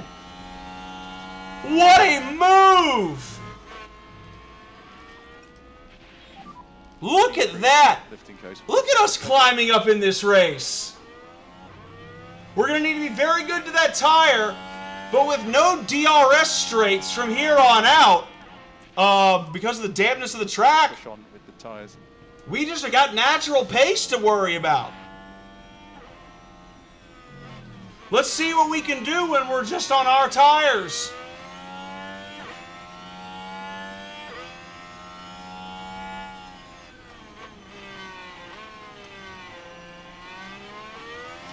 But yeah, as of right now, based on the weather, we are slated to finish the race on this tire.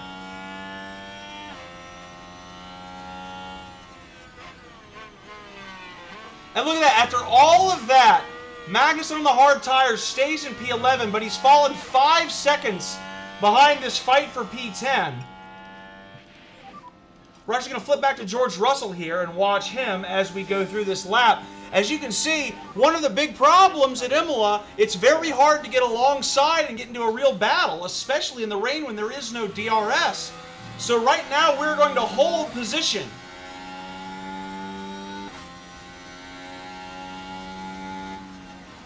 Just do what we can do to push ahead in this race and hold on as we are in the points.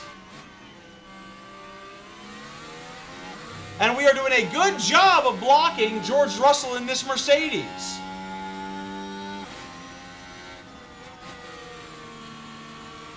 As we recover fuel, recover battery. Russell might want to get past us, all he likes. But these successful defenses are actually going to need to continue because he's about to jam his tire in there like an absolute dickhead. So Albon does have to defend here. Yep. Almost tried to put himself in there like an absolute doofus. But we defend. Need to get into some lifted post. Yeah, copy. Yep, trying to use his battery off that corner to intimidate us. Yeah, he's absolutely trying to force his computer bullshit on us, but yeah. Luckily, I don't have a tolerance for computer bullshit. If we gotta go wheel to wheel, son, I will use up my tire and I will use up my patience.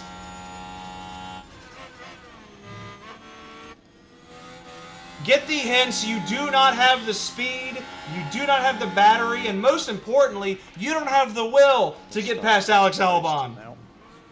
Yeah, copy. Try as he might, George Russell uses a lot of battery push on that lap and gets a whole lot of nothing out of it.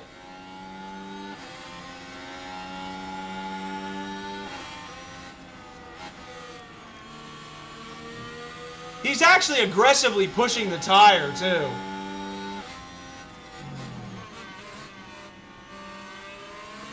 Is he going to do it again? No, this time he actually is backing off. Last lap, he really pushed hard on his battery and lost almost all of it.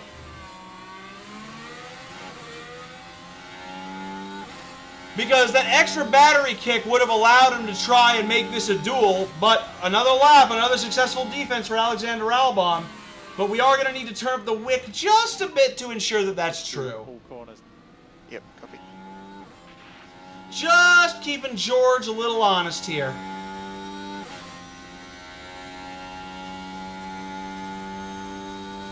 Alright, now that we've done that, we got to go on the attack with Logan here.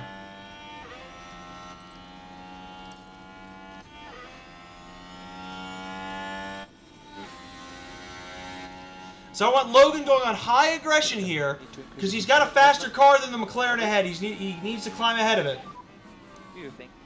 Copy. We're doing a good job recovering the temperature in Alex's tire, meanwhile. And George is not pressing us as of yet.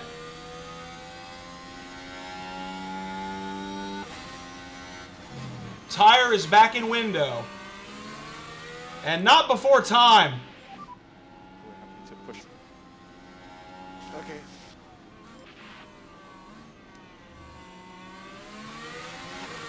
Yep, I knew it. I knew he was going to push this lap, and that's why I pushed the tire. Also going to need to push out some fuel as well, because I don't have battery right now. Okay. And he definitely uses, definitely uses battery to stick with me this lap.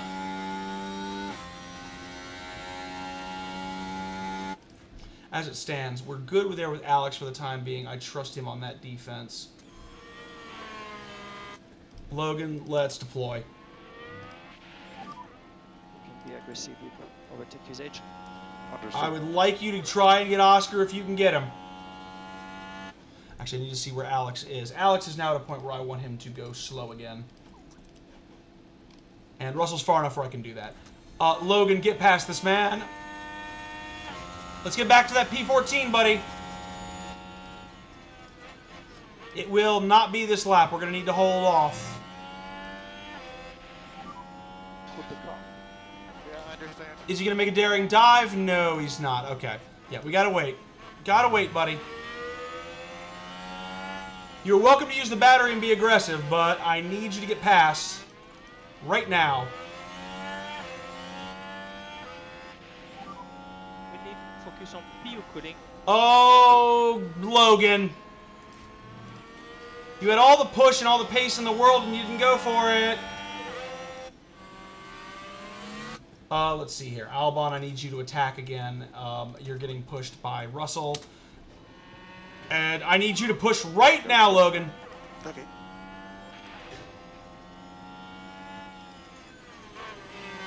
And he's out of push. Couldn't do it. Logan failed to answer the bell there.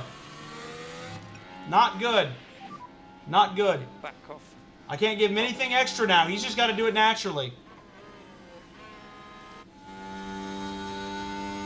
Having to really flip between these races as well. Russell's not going to get there at any danger point. Bring these back down. Now Logan. Keeping close level 3. Copy. Oh, there's a yellow flag. Focus on having clean air. Who's off? There's a crash somewhere. Crash involving multiple cars. What's happened? It's Alonso and it's Sainz up ahead. And ooh, contact in the corner. And that they're gonna pick up their races, but they may need to pit again, and now they're in. While all that was They might be in Alex's race. In fact, they're not. They're still 10 seconds ahead of us. Let me quickly go back to Albon, and we're ready. Oh, Russell is definitely looking, isn't he? A little deploy, please. Give us feedback on conditions. There we go. Track is now dry. It's going to be slicks very soon. Are we going to have to go back to the dry tires? I wait for the computers to make the first move. Remember, this is how we screwed ourselves in Miami. And there's a time penalty for Alonso. Nobody is coming in yet. And there's a time penalty. Yeah, time penalty for Alonso.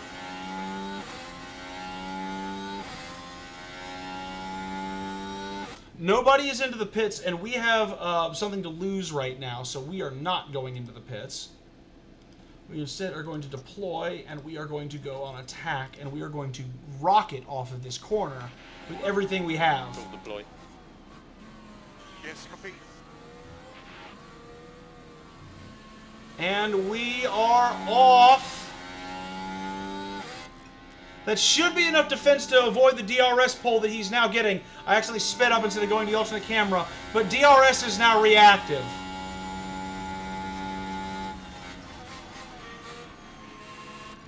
And now we're good. Okay, back off.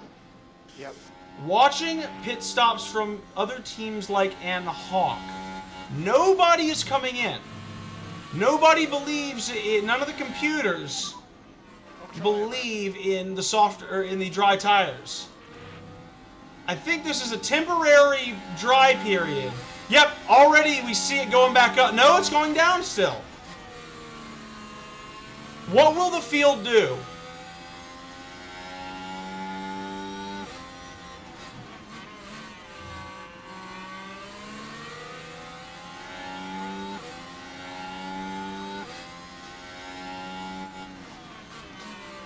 We got a yellow flag. Somebody's off somewhere. No, you don't, you little... I see you trying. And let's go push. And Alonso's run wide. Yeah, Alonso having a nightmare during this race. And now he's back in Ocon's race. Which means he is back in my race.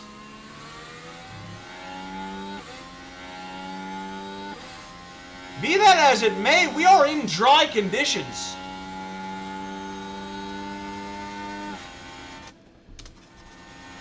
George Russell trying his damnedest, and we block him? No, we don't. Because the game is a bastard, we don't block him. We're giving it everything through this stretch. We are a little faster than that Mercedes, and we cut across him. There will be no pass. We'd like to increase lift and coast through sector 2. The tires are screaming for more rain right now. Everybody overheating. Head on, mate. Keep pushing. It's okay, I don't need an overtake right now. I need you guys to preserve yourselves through this next period. Because this is where it's going to be really tough for us.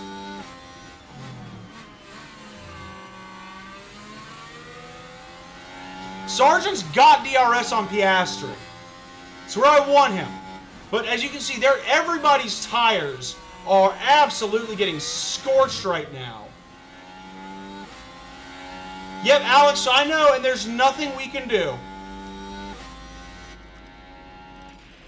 Absolutely nothing we can do other than waiting for the rain to pick up yet again. But I gotta have him drive this car to its absolute damnedest right now. Look at that defense by Albon to keep in front there of Russell and to keep him from sneaking a wheel in. What an absolutely sensational job from our driver. Yes, I know the tires are severe, guys. I know they are severe. There's nothing we can do for another 3 minutes. It's going to be at least another lap of this pain. At least another one lap. Everybody's feeling this right now. Look at that. Everybody's tires are degrading like a hell. We have just got to hold strong here. Deal with this overheating period. Wait for the rain to start coming back like it's coming back. And we will have a damp racetrack again soon. We just got to hold firm.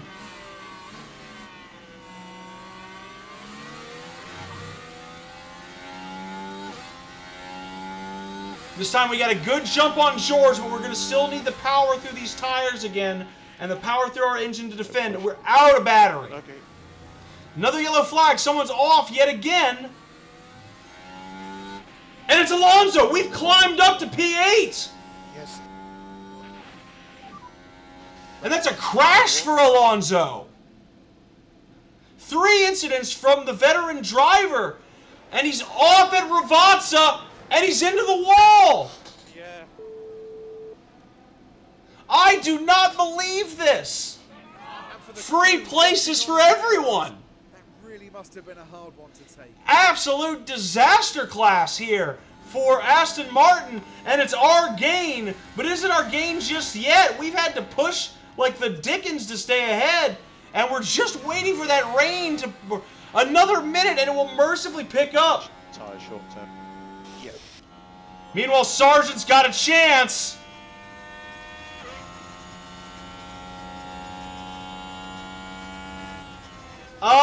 He's going to get cut off. We're going to wait. Now, Russell's sticking with us here. We're going to have to defend from him on DRS one more time. We're going to have to defend him yet again.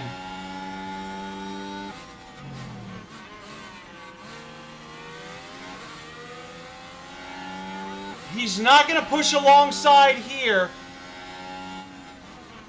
He is going to push from here, so we got to push from here. Push. Copy. Yep, we got it. Yeah, we got to extend early. Logan's being given his extra fuel back. Reduce flight corridor. Copy. Rain is finally starting to pick up again.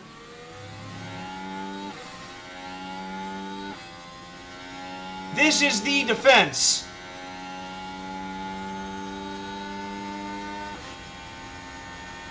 Russell tries to get by. Great job, Alex. That is a sensational job defending. Can't afford to drop back. Yes, copy.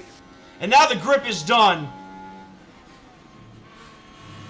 Alonso's in. What tire is he going on?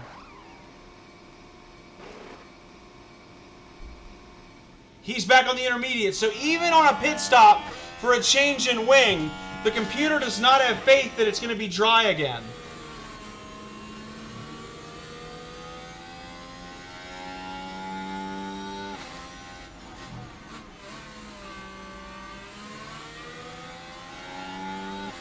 As you can see, really hurting here, like really struggling to stay ahead here. We're doing everything possible. This is about to become a 4-team battle with, of course, Gasly, loser of the whole battle, doesn't get a place. So we're the lead right now. We got to be absolutely on it here. Let's go, push. Yeah. As this is the last gasps of DRS for the time being. We get a good launch. George is going to try.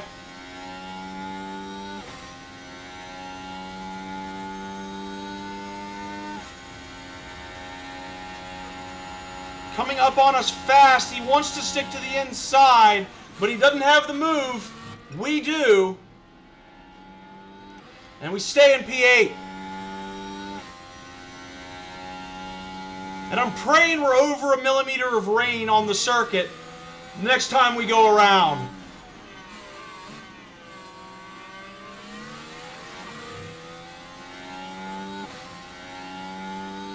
Tires are almost back in their window.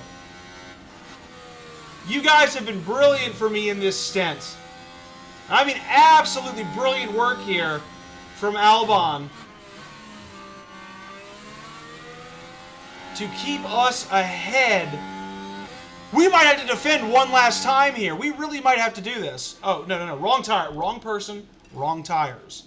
You get back there.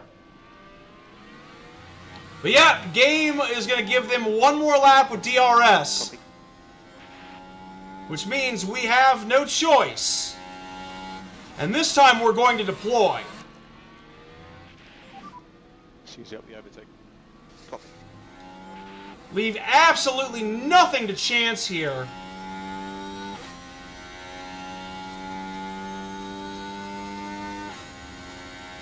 I hope you enjoyed the DRS, George.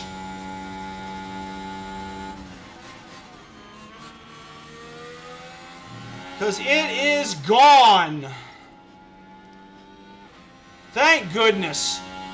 Back to damp.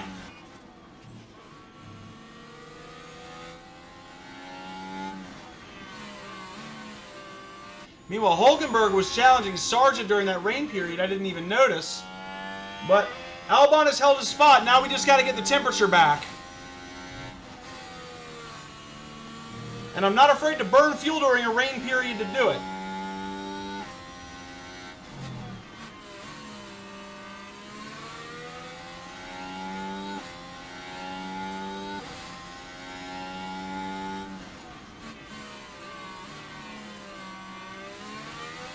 Russell magically sticking with me the one lap I try to rinse my tires off. Push the closest gap. I've talked about some of the jank with this game, but like these random computer like world breaker laps are not fun. They don't feel like a real race simulation. They feel like you're being had. But we have defended successfully here. But hang on, it looks like we're going to have another period of, like, not, you know, damp weather here.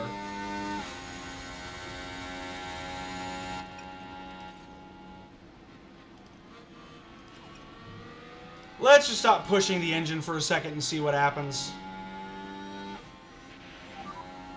Yeah, we're back to dry all of a sudden. Copy. That's irritating. And back on track condition. So it's just going to be a really aggravating run to the end here. Including George Russell doing this Increase, please. ridiculous shit. Copy. Excuse my language. Oh, I'm the game. I just get to arbitrarily accelerate wherever I want to. I have unlimited battery in my vehicle.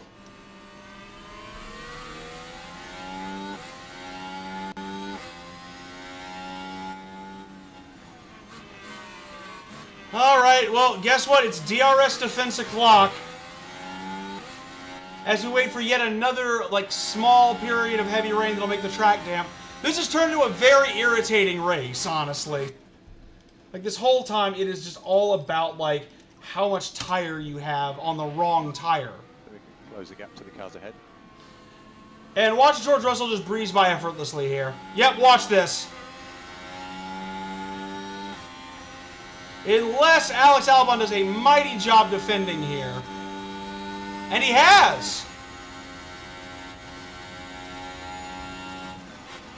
I guess you don't get to screw me today, computer. Funny that. I'm gonna fight for... Yeah, it's still trying to screw me. Look at that. Look at that!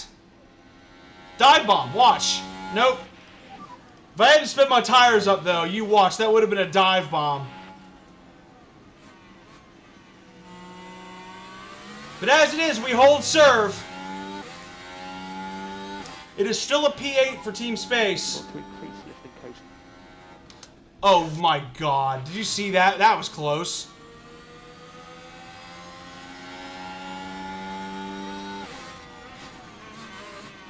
As it is, Albon really having to defend for his life here.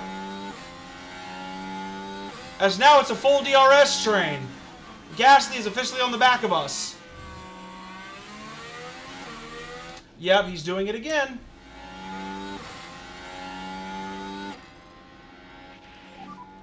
Start to close in now. I think you can reduce lift and coast.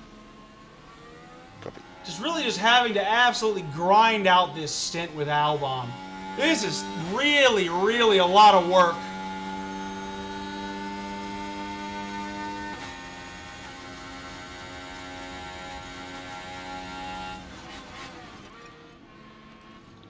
Like, genuinely, I'm actually sweating. We're not even halfway into this race, and I practically sweat through my Under Armour. Increase lift and coast. Need some water, that'll help. Okay. Doing everything we can to hold on to this P8, but Russell is not making it easy.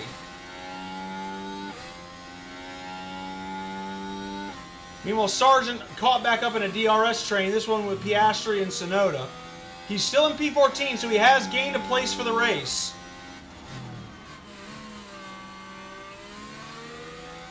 This light rain is continuing. Yep, lots and lots of light rain. This is just going to be a painful section of the race for us. I just get that sense.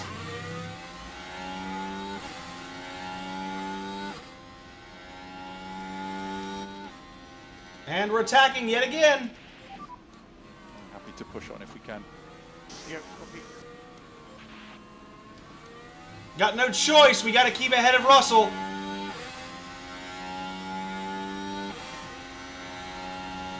He wants that extra DRS push, but we're doing Albon is doing a superb job right now defending these would-be moves by the Mercedes. Doing everything in his power to stay ahead. And it's working for all intents and purposes. Yes. I mean, we're pushing our ability to stay in this race to the absolute limit right now.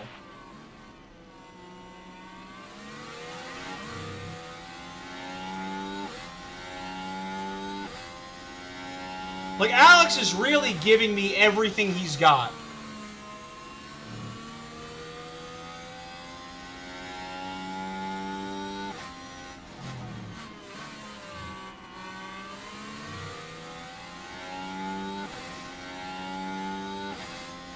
And the tires are heating up again. There's nothing I can do about that.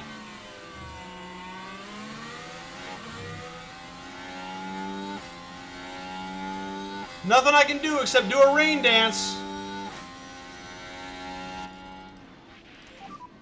Let's close the gap now.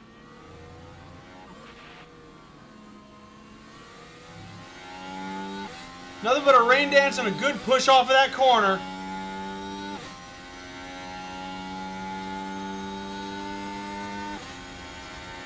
Here comes Russell looking for the move. He's not going to stick it this time.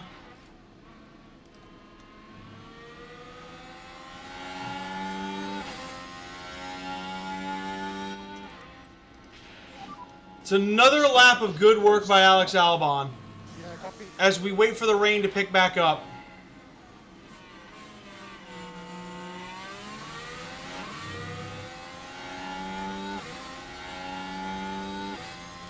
Yep, Russell's tires are just as bad as mine because he's melting his tires behind my car. Everybody else around us has, look at how much better all the other tires are on the other teams, because we have just been pushing ours to hell and back, dueling each other this whole race. That duel continues. We look at reducing the lift and co. Copy. So rain is starting to go up slowly but surely. It's actually going up. Close the gap.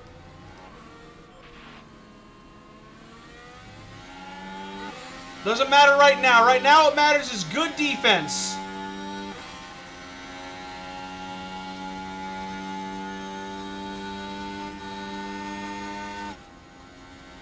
Yes, I know, Alex. I'm very aware of the tire temperatures. Some would say I'm more aware than you. Okay, having to manage tyre short term. Yep, sure. This is going to be close, man. Lift and coast. Copy.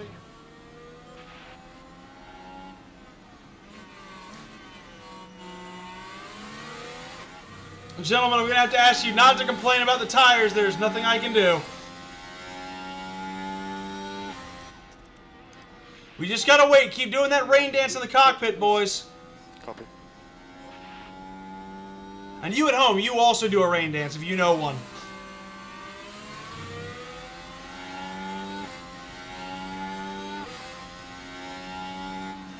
Trying to scratch and claw our way to this points-paying position. We have fought like absolute madmen to hold on to where we are right now. Let's close this gap.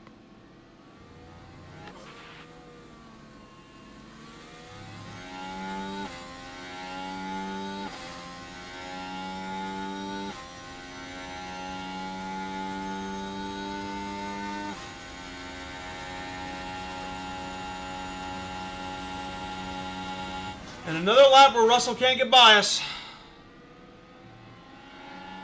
Heavy rain is going to be back shortly.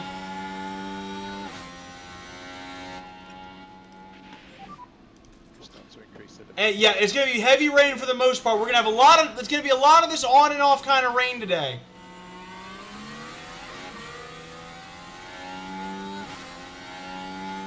This is our lot in life. This is our race.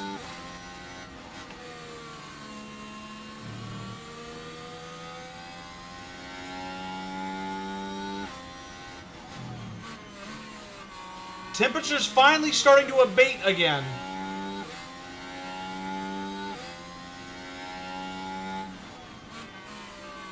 I'd love some heavy rain. That would make me extraordinarily happy.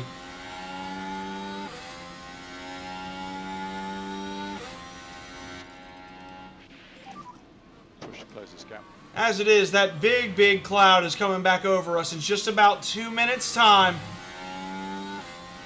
Albon continues to hold on here as we enter lap 34.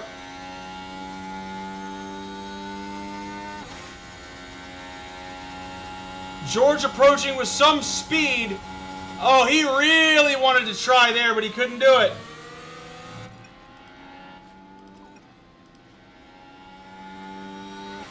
We continue to hold up this 4-person DRS train here at Imola.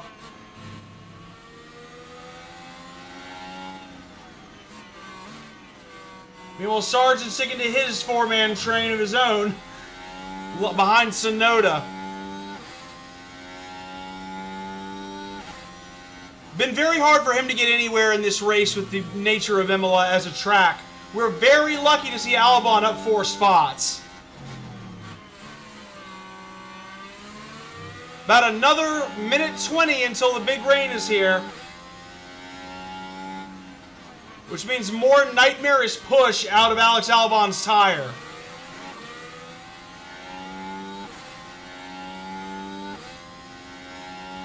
We're about to reach the crossover point where grip starts going down. And go, push.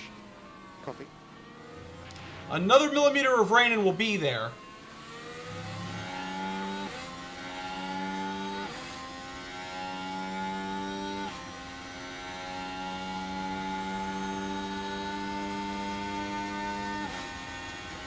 Right now, Russell forced to stay in line. So lift and coast level And the 3. tire temperatures are coming down. They are coming down now. It's damp enough for them to come into a window. Which is what we want. Especially because now, like, Alex has got a save tire now. Which seems insane. But we have to save tire.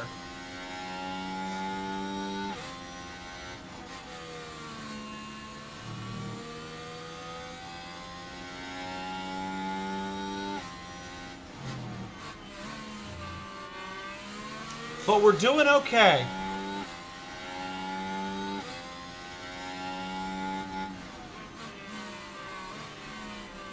You can actually hear, if you listen closely, you can hear Gasly behind Russell now. Meanwhile, it's time for us to go on another push lap of this main straight. Yeah, copy.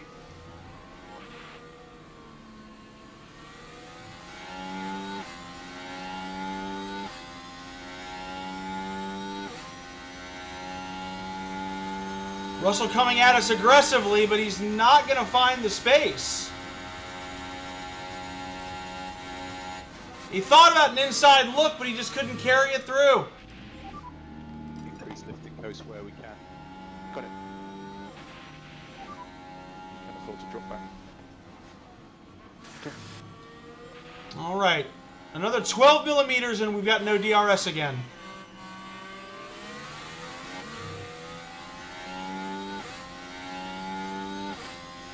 Alex is getting very close because I'm running this stint, not this stint. This accidentally has a push on it. But I'm getting very close to having no push for either of my boys given these periods of activity. Rain definitely picking up now.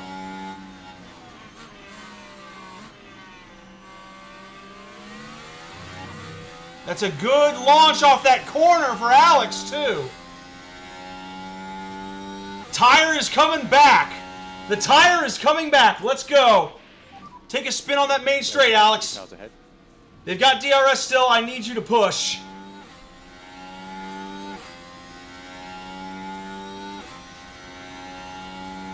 Here comes Russell. He's looking, but he's not finding. Excellent. Excellent, excellent, excellent work. Alex Albon, yet again, holds his man off. Let's increase lift and coast. Yep, copy.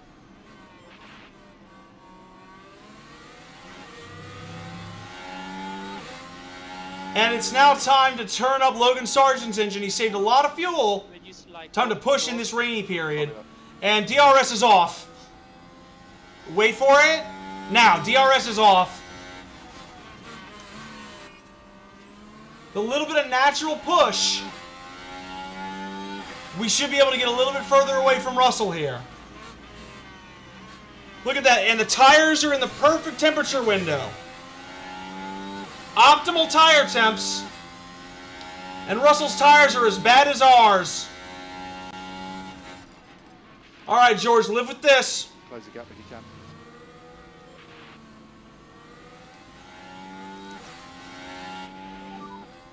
Use the rest. Copy.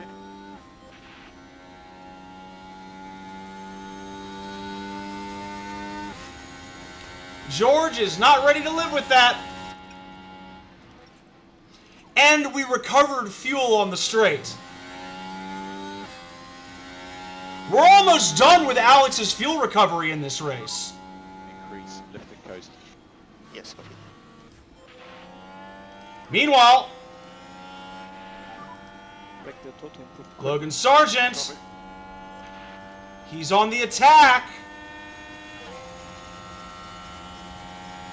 And he will not put his nose in where he should have. Another pass that could have been for Logie Sarge. Meanwhile, Albon's got his fuel back. We're going to start pushing that from here.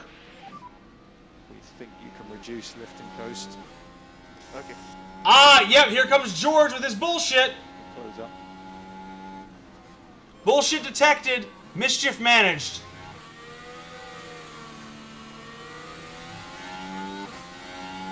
That's why I sit in his cockpit. So I can see the bullshit coming a mile away.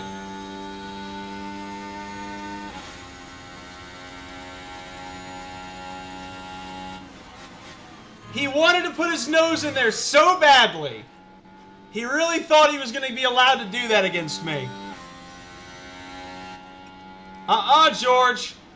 I have been safeguarding this position like Lift and coast. I'm gagging for it, and I'm gonna hold on to it.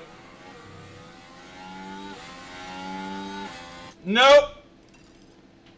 Sorry, George. Happy to push. Okay. Bullshit detector is wide open right now. Absolutely not. Back off. Yes, copy. Is there gonna be more bullshit on this corner? Nope. Yes, there is.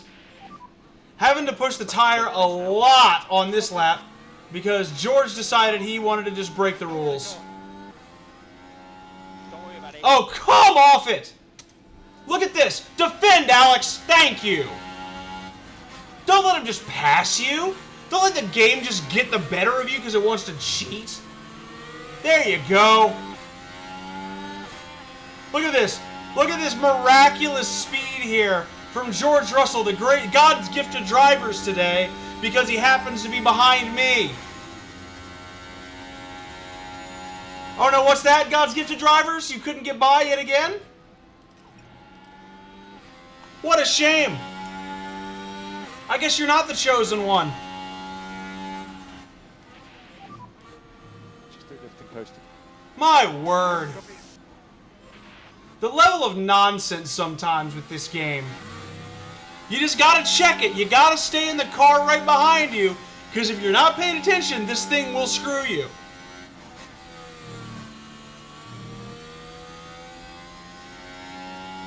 It will pretend to be competitive. But we know the truth. We know Russell doesn't actually have that pace.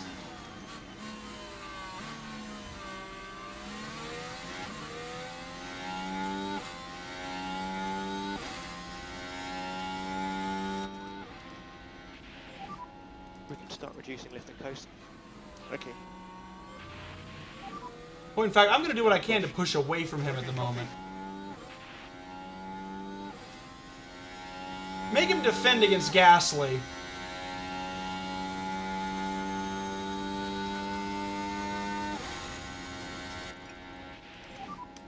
Okay, happy tyre short term. Yeah, copy.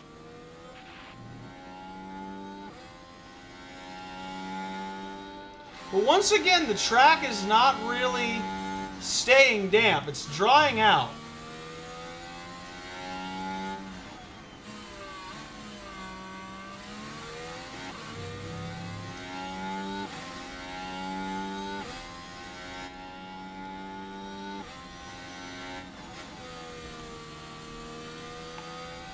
Just doing everything we can to hold back everyone behind us in this race. Imola's tight track proving to be invaluable for us.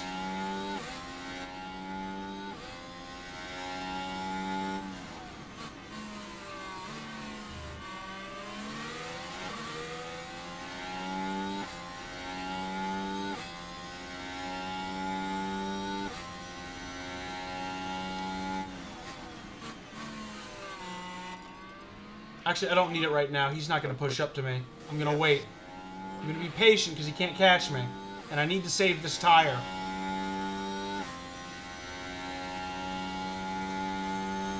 Track is still not dry. There is no DRS. We're going to be patient on our tire. We're going to get our tire back into the window. George is on this ride with me. George is on this bad tire ride alongside me.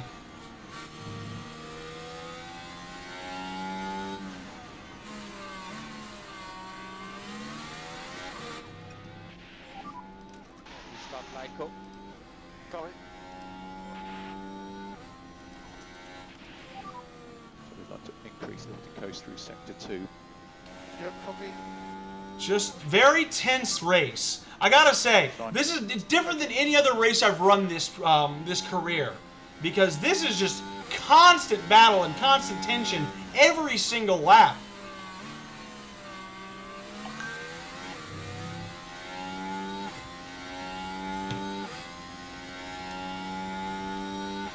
George doesn't look like he's going to threaten here. Another lap for us to manage the tire.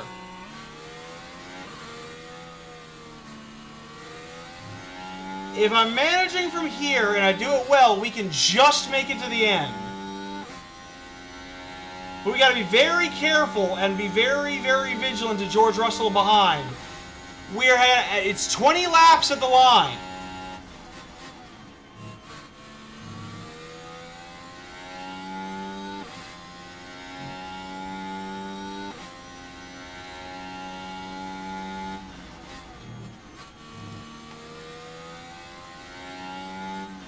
Not getting distance from Russell, really, but keeping a nice, healthy gap.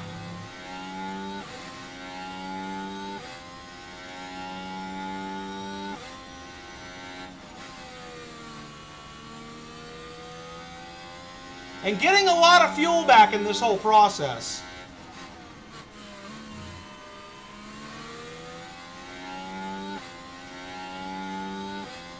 This is where I got to be watchful, because if he starts pushing, it will be right here.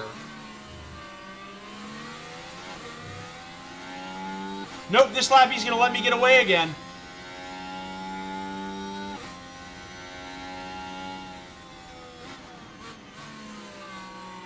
Alright, we are officially in the last 20 laps of this race. So far, we are holding on to 4 juicy points. We have been battling George Russell basically since the rain started. So, almost, I'd say 40 laps.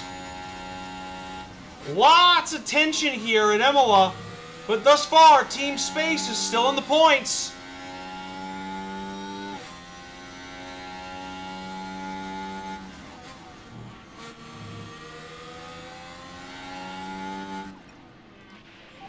George now pushing up to me a little bit. Is he going to try and get past here? Nope, he's going to save battery.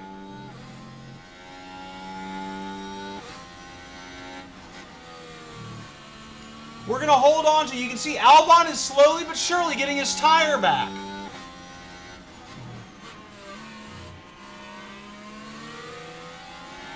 We've needed these couple of laps of respite from this battle with George.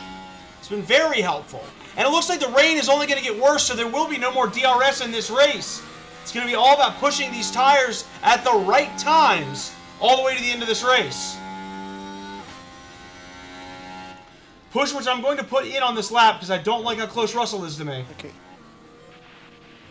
And also, I don't like how my oh, I've lost a place with Logan Sargent. Oh, that's a disaster. What happened? Nico Hulkenberg there. Oh, he pushed him wide. Opens up for Oh, he tried to defend to the outside, and Hulkenberg sold him a dummy and pushed him off. Hulkenberg pushed me off the Nico track. Hulkenberg gets himself ahead. Oh, what a nightmare for Logan. He's back where he started. Okay.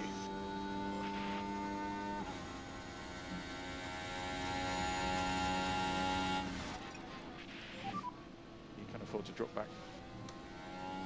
Okay. All right.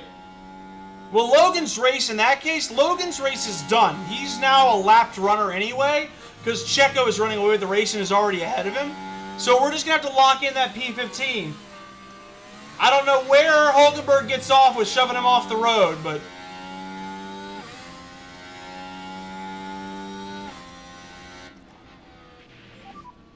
Like to reduce put a light. little pace back in his tires to recover this race.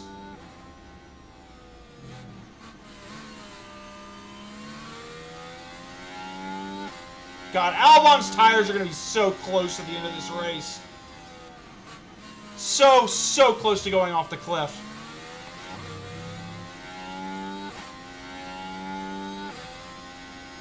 Oh, it's a virtual safety car. Wait a minute. Is anybody else going to come in and pit? It's wets till the end, or intermediates till the end, but we're on a terrible tire. If I were to pit Logan in this virtual period, he'd come out 17th, which is behind Alonso and Norris. Actually, no, a virtual safety car pit right now would be a terrible idea.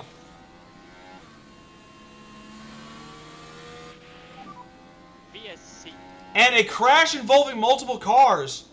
Oh, and it's Nico Hulkenberg who just stole the place off of us. He caught up to Piastri, and they... Oh, my goodness! Piastri and Hulkenberg are both in the wall. It is P13 for Logan Sargent. That's a crash. Be careful for debris. What a nice bit of luck here. We can actually preserve tire a little bit and just chill for a second. It's a big crash. Wow. Debris on the start finish. Wow, wow, wow, wow, wow.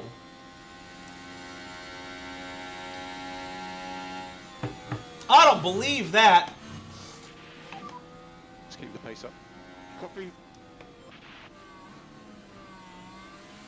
That's a time penalty for Piastri as well, so his race is over.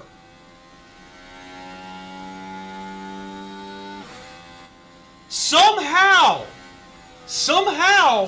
Logan has climbed up to P13 by just, knock on my desk, knock on wood, minimizing mistakes. That is what he has done today. He has minimized the number of mistakes he has made.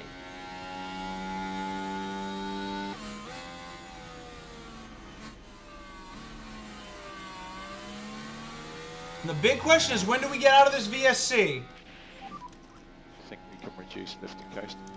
Okay. Let's try and build this back up. Yes, okay. Tire temp are really good. Okay, tire temps are in a great range.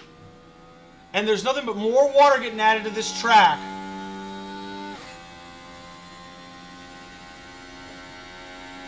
Quick little harvest, so I'll actually have some battery to use on the restart. Copy. Let me know when that VSC is off, because we need to run when it is.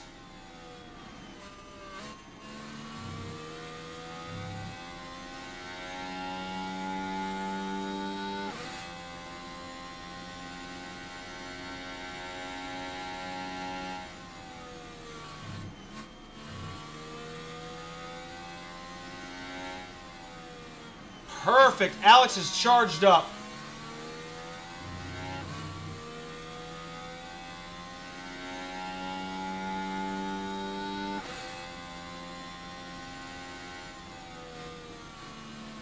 Now it's just a waiting game. I just need the knowing those cars are clear off toss a corner and that we can go racing again. That's when I gotta be ready. Track is full. Okay. Alright, it's time. Neutral. Neutral. Actually, no. Deploy. What am I doing? Deploy. I need you to have all of that. And I need you to have a little bit... This is like the last we're attacking these tires, really. BSC endings. Yes.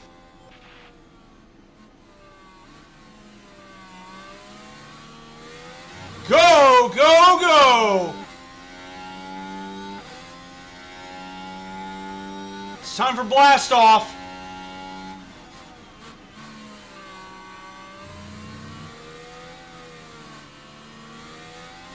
There's blast off. And for George Russell, it's goodbye, Mr. Bond.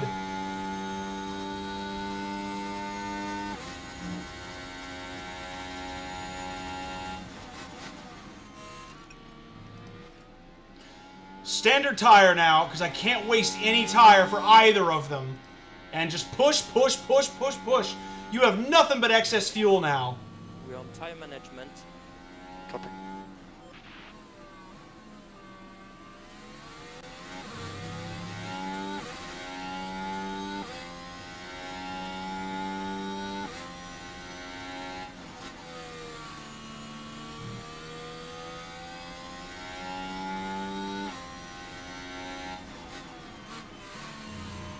$15 laps to go at the line. George wants to put his tires in there because he's a dick. Copy, yes. Somehow I now have worse tires than he does by a larger degree, despite the fact that we had the same tire when the virtual safety car started.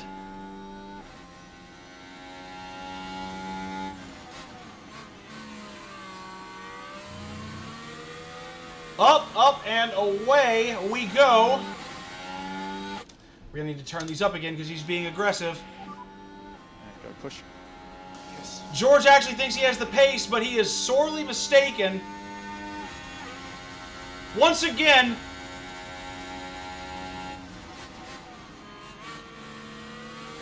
his kung fu is weak.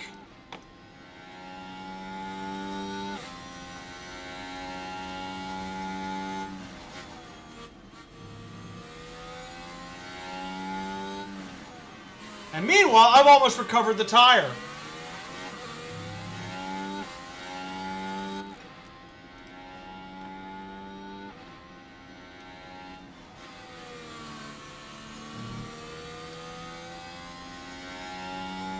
One more dramatic lap of push for Alex, and then we're going to have to start saving a little bit more.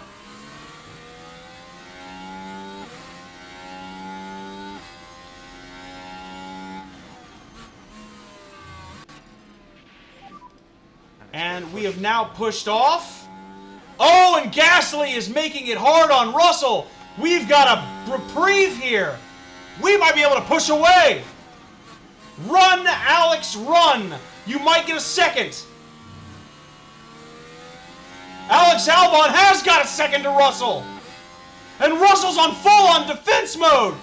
And here comes the Haas of Kevin Magnussen. Albon running away, and all of a sudden, we have a dramatic fight here for P9. And Kevin Magnussen is through. What in the world?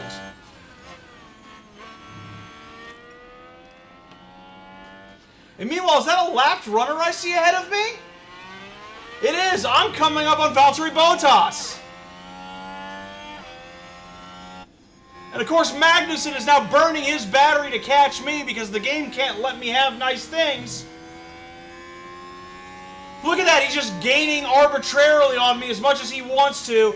The game's saying, fuck you, fuck your realistic race simulation.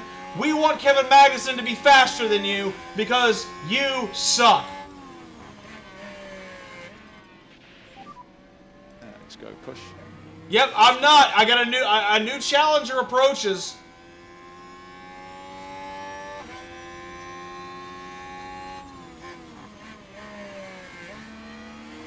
Really just nursing the tires to the end of the race, too.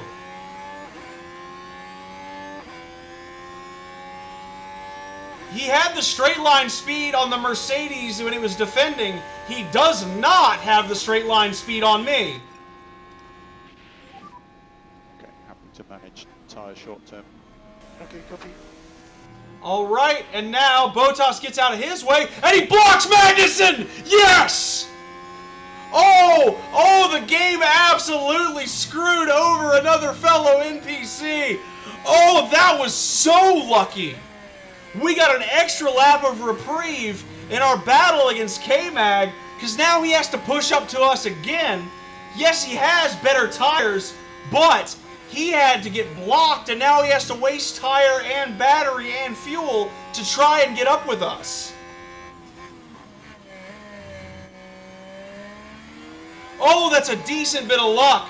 That's finally some luck in this race. Finally, we can get a little bit of extra, space. As Russell is going to press Magnussen, he's got to defend. He can't press up towards me.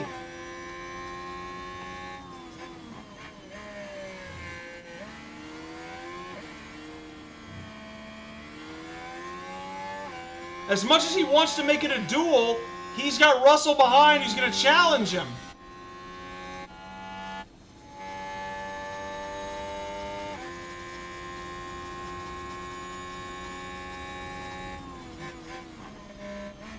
And it will be 11 laps at the line when we get to the start-finish straight. K-Mag is threatening. He is doing that. But Albon has been able to recover quite a bit of battery on this lap. I will be able to defend.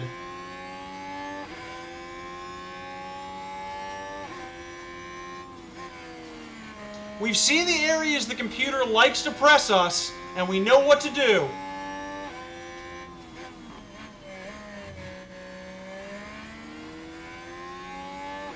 Magnussen in a full-throated defense here against George Russell. Gasly stuck behind both of them. Wrong car. I need to stay with K-Mag. But it looks like we're going to get another straight where we don't need to push the tire. And suddenly Albon is... Alex, expecting dry. Oh, wow. Dry weather in 4 minutes' time. Now that is interesting. Does that mean that people are going to come in at the very end of this race? Or are they going to press ahead on dead intermediate tires? We will have to see. As it stands right now, we are P8 and holding.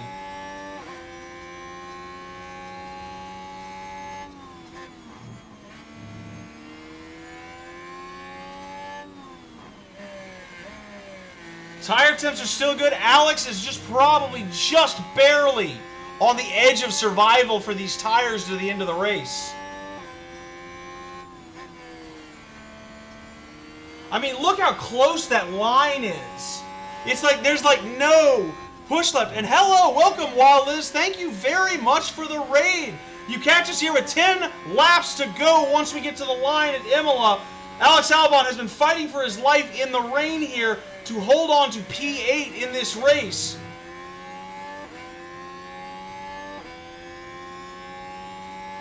Sincerely appreciate you giving us the raid. That is very, very kind of you here.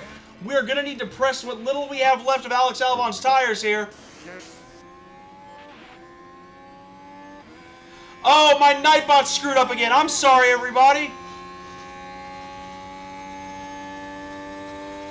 There we go.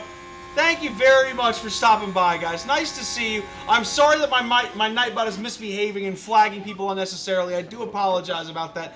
But welcome in. I am Space. I am a variety streamer. Oh,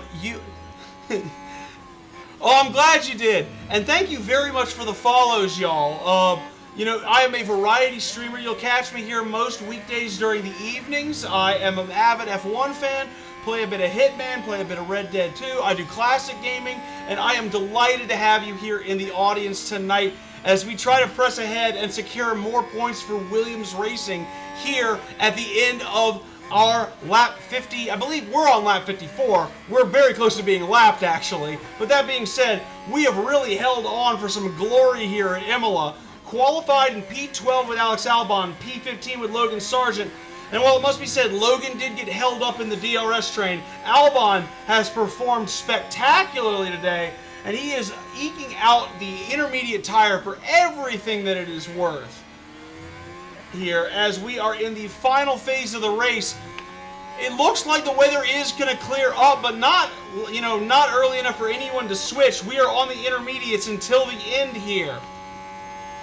K-Mag has fought valiantly to climb from P11 up to P9 with a double pass on the main straight, and yet he was not able to push past us in that endeavor.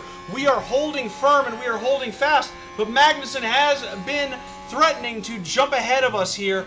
Alex Albon going to need to do everything he can to preserve tires and really use battery and extra fuel here as the track might dry up at the end to try and hold this position. Very tense race all throughout Imola. I have been involved in a battle the entire time. Oh yeah, no, that's right, Garrus. We had a nice raid coming in from WALLZZ. I need to figure out how they actually say it. If it's walls, I will happily call them walls. But I am so thankful for that raid. Very, very kind of them to jump in. If you're still here, Walls, hope you're having a nice day. Thank you so much once again. Very, very, very pleasant feeling to be raided here, especially when we are quickly approaching the climax of this race and the track is drying. The rain expected. Copy. The rain is officially stopped and the track is going to dry, but how soon will it dry? Will it dry enough to give Magnussen, Gasly, and Russell DRS on us? Will it be enough for us to hold out here at the end of this race? We now have 8 laps to go at the line, and the track is going to rapidly dry here.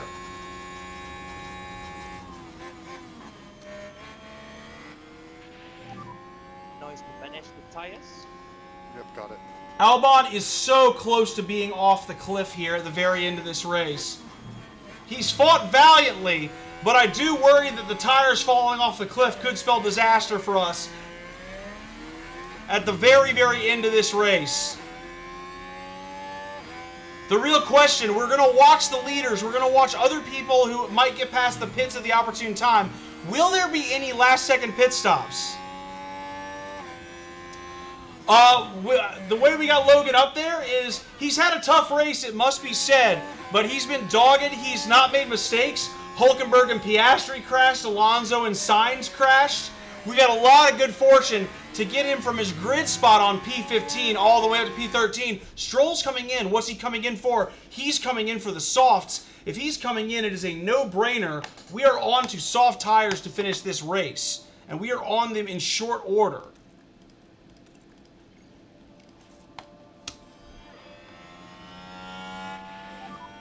Box is up. If we got people coming in, we got to get in now. Actually, I want to move that pit stop one more lap. Logan can pit this lap. I want to go one more lap, and I want to press the hell out of these tires. Box is that. Hot lap for you now, Alex. If other people are coming in, we got to go. Let's go push. Yep. Let's see, does the race leader come in? Checo is going to stay out, actually. We might be better served staying out. I don't know. Sargent, we have nothing to lose. So Sargent, I can pit, come out, and still be ahead of Lando Norris. As it stands, yeah, the right time to pit. The right time to pit is getting Sargent in right now. And Verstappen is in. Albon's coming in this lap. Yeah, we're doing the right things. Everybody's doing right.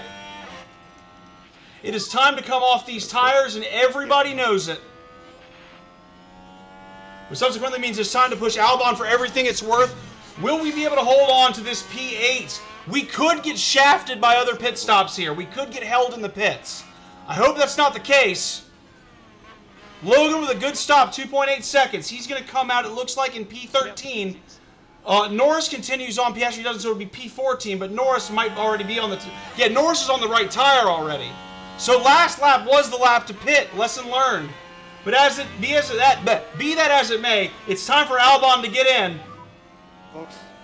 Yep, everybody in. It is soft tires to the end. Entry, slippery. Copy. It also means it's aggression to the end. So you can increase the pace. Copy.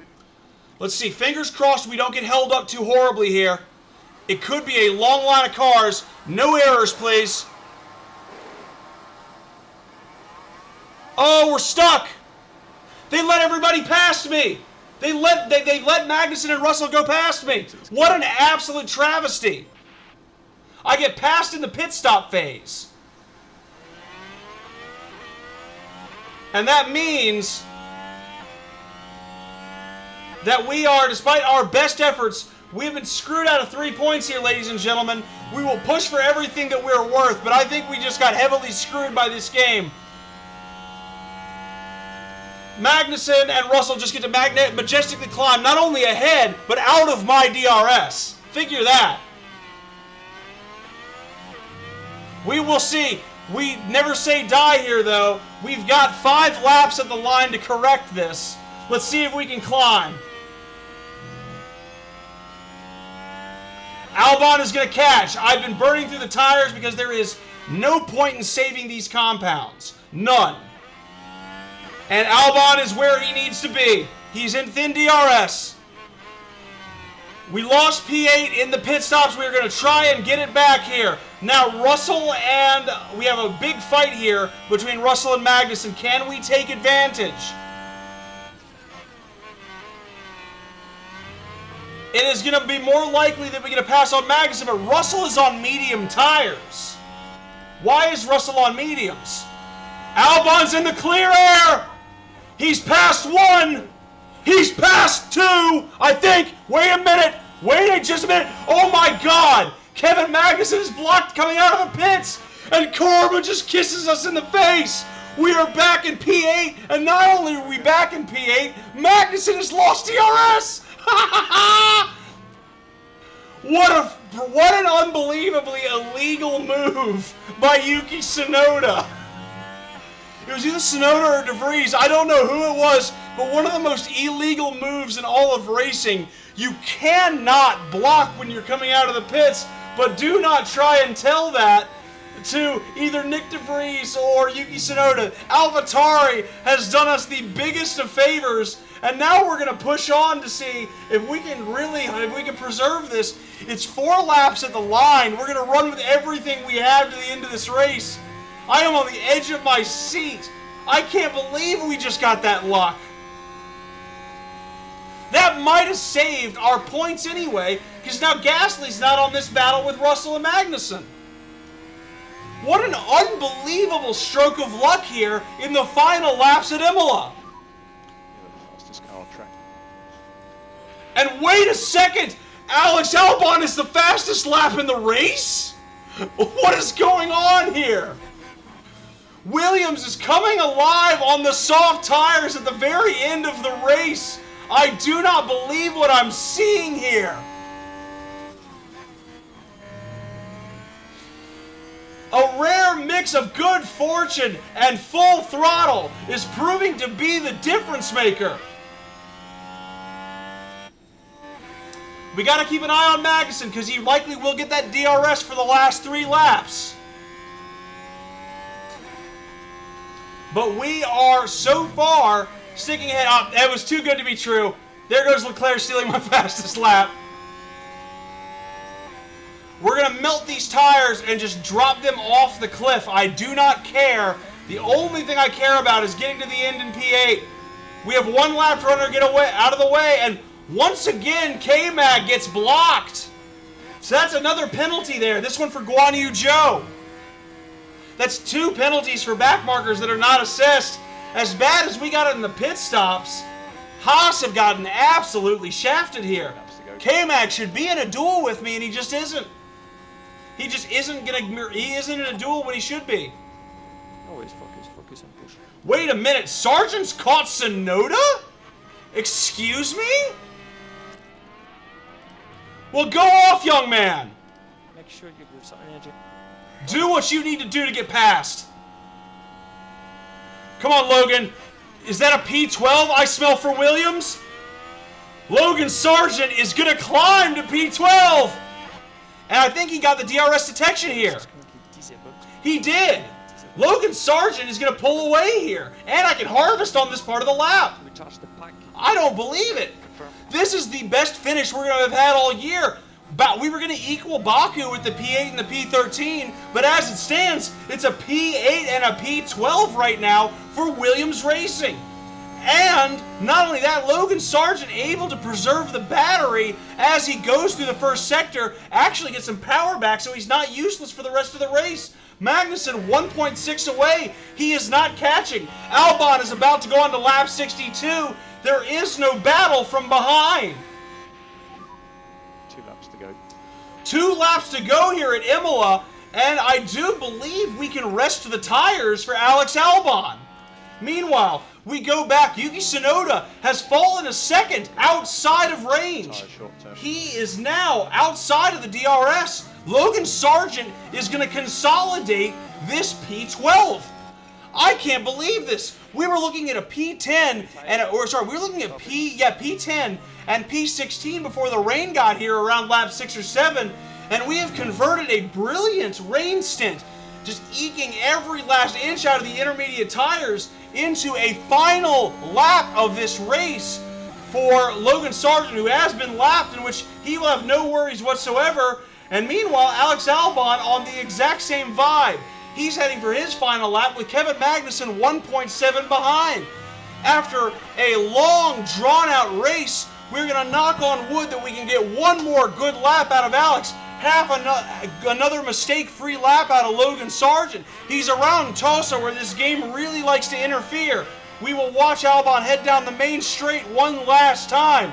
It is his final lap. Kevin Magnussen is 2 seconds behind. He's having to defend from Russell, who's all in the DRS. Kevin Magnussen will not reach P8. Alexander Albon merely needs to finish. Russell threatening. Russell looks to the inside. He will be blocked. He will not get alongside Magnussen. Logan Sargent coming through Variante Alpha. Checo Perez is your winner of this race, ladies and gentlemen. Brilliant, immaculate race from Red Bull. What else is new? But Logan Sargent will be the first of the lapped runners to come across the line. He is coming through the Ravazza. He is on the main straight, no more corners. Logan Sargent locking in his best result of the year with a P12, answering back from a terrible weekend in Miami to bring home the P12 for Williams. Great drive from the rookie. Meanwhile, Albon, he is through Aqua Minerale. He is headed for Variante Alta. He has 2 real complexes left to go, and he is through to the end of this race. It's just Ravazza left, ladies and gentlemen. One last complex of left turns. Albon will take them casually as you like. Magnussen will be nowhere near. And Alex Albon has entered the main straight. And ladies and gentlemen, it is a P8 and 4 more points for Williams Racing, courtesy of Team Space. What a monumental finish here at Imola. And look at that. Albon ran himself so ragged that he ran out of gas after the finish line. What an unbelievable... I'm losing my voice. What an unbelievable Grand Prix, ladies and gentlemen. Pretty satisfied with this result. Oh my goodness gracious. Nightbot is still not behaving, but the Williams behaved like crazy today. It's a P8 and a P12. I do not believe it. So at home on the track. Woo! We are just 6 races into this season, and we have climbed from a P17 and a P20 at Bahrain all the way up to P8 and P12 here at Imola. Now, do I expect us to repeat this at Monaco? Viewer, I do not. We are not good in low-speed corners. Our qualifying will probably be rough. But today, none of that matters. That's a week in the future. Monaco's a week in our future. Right now, we're going to savor this. 4 points.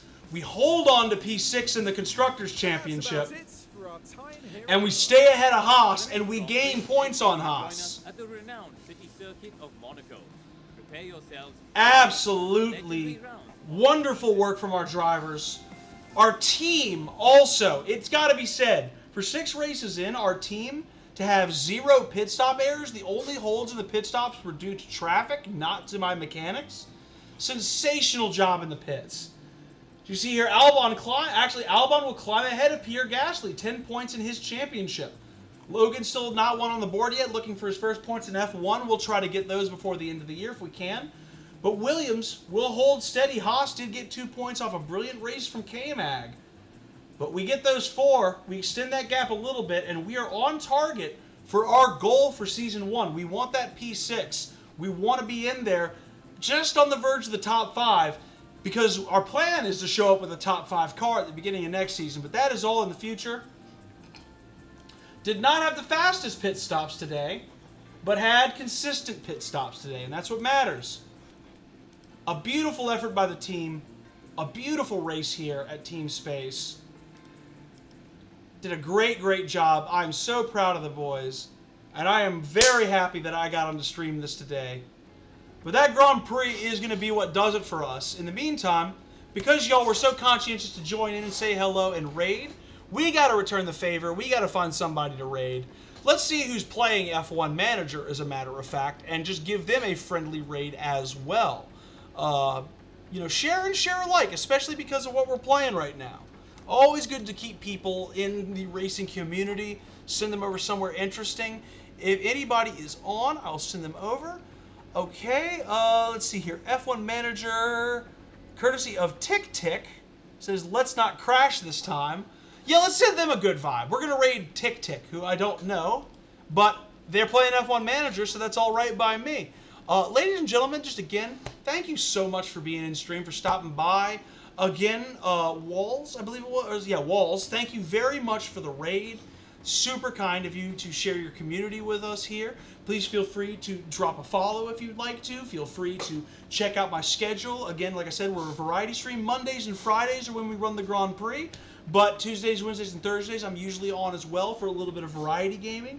So feel free to join me whenever you feel like it. But in the meantime, I am going to make my way. But tune in on Monday, because we are going racing around the streets of Monaco. But that is for Monday. For now, space out, everybody. Take care and have a good weekend.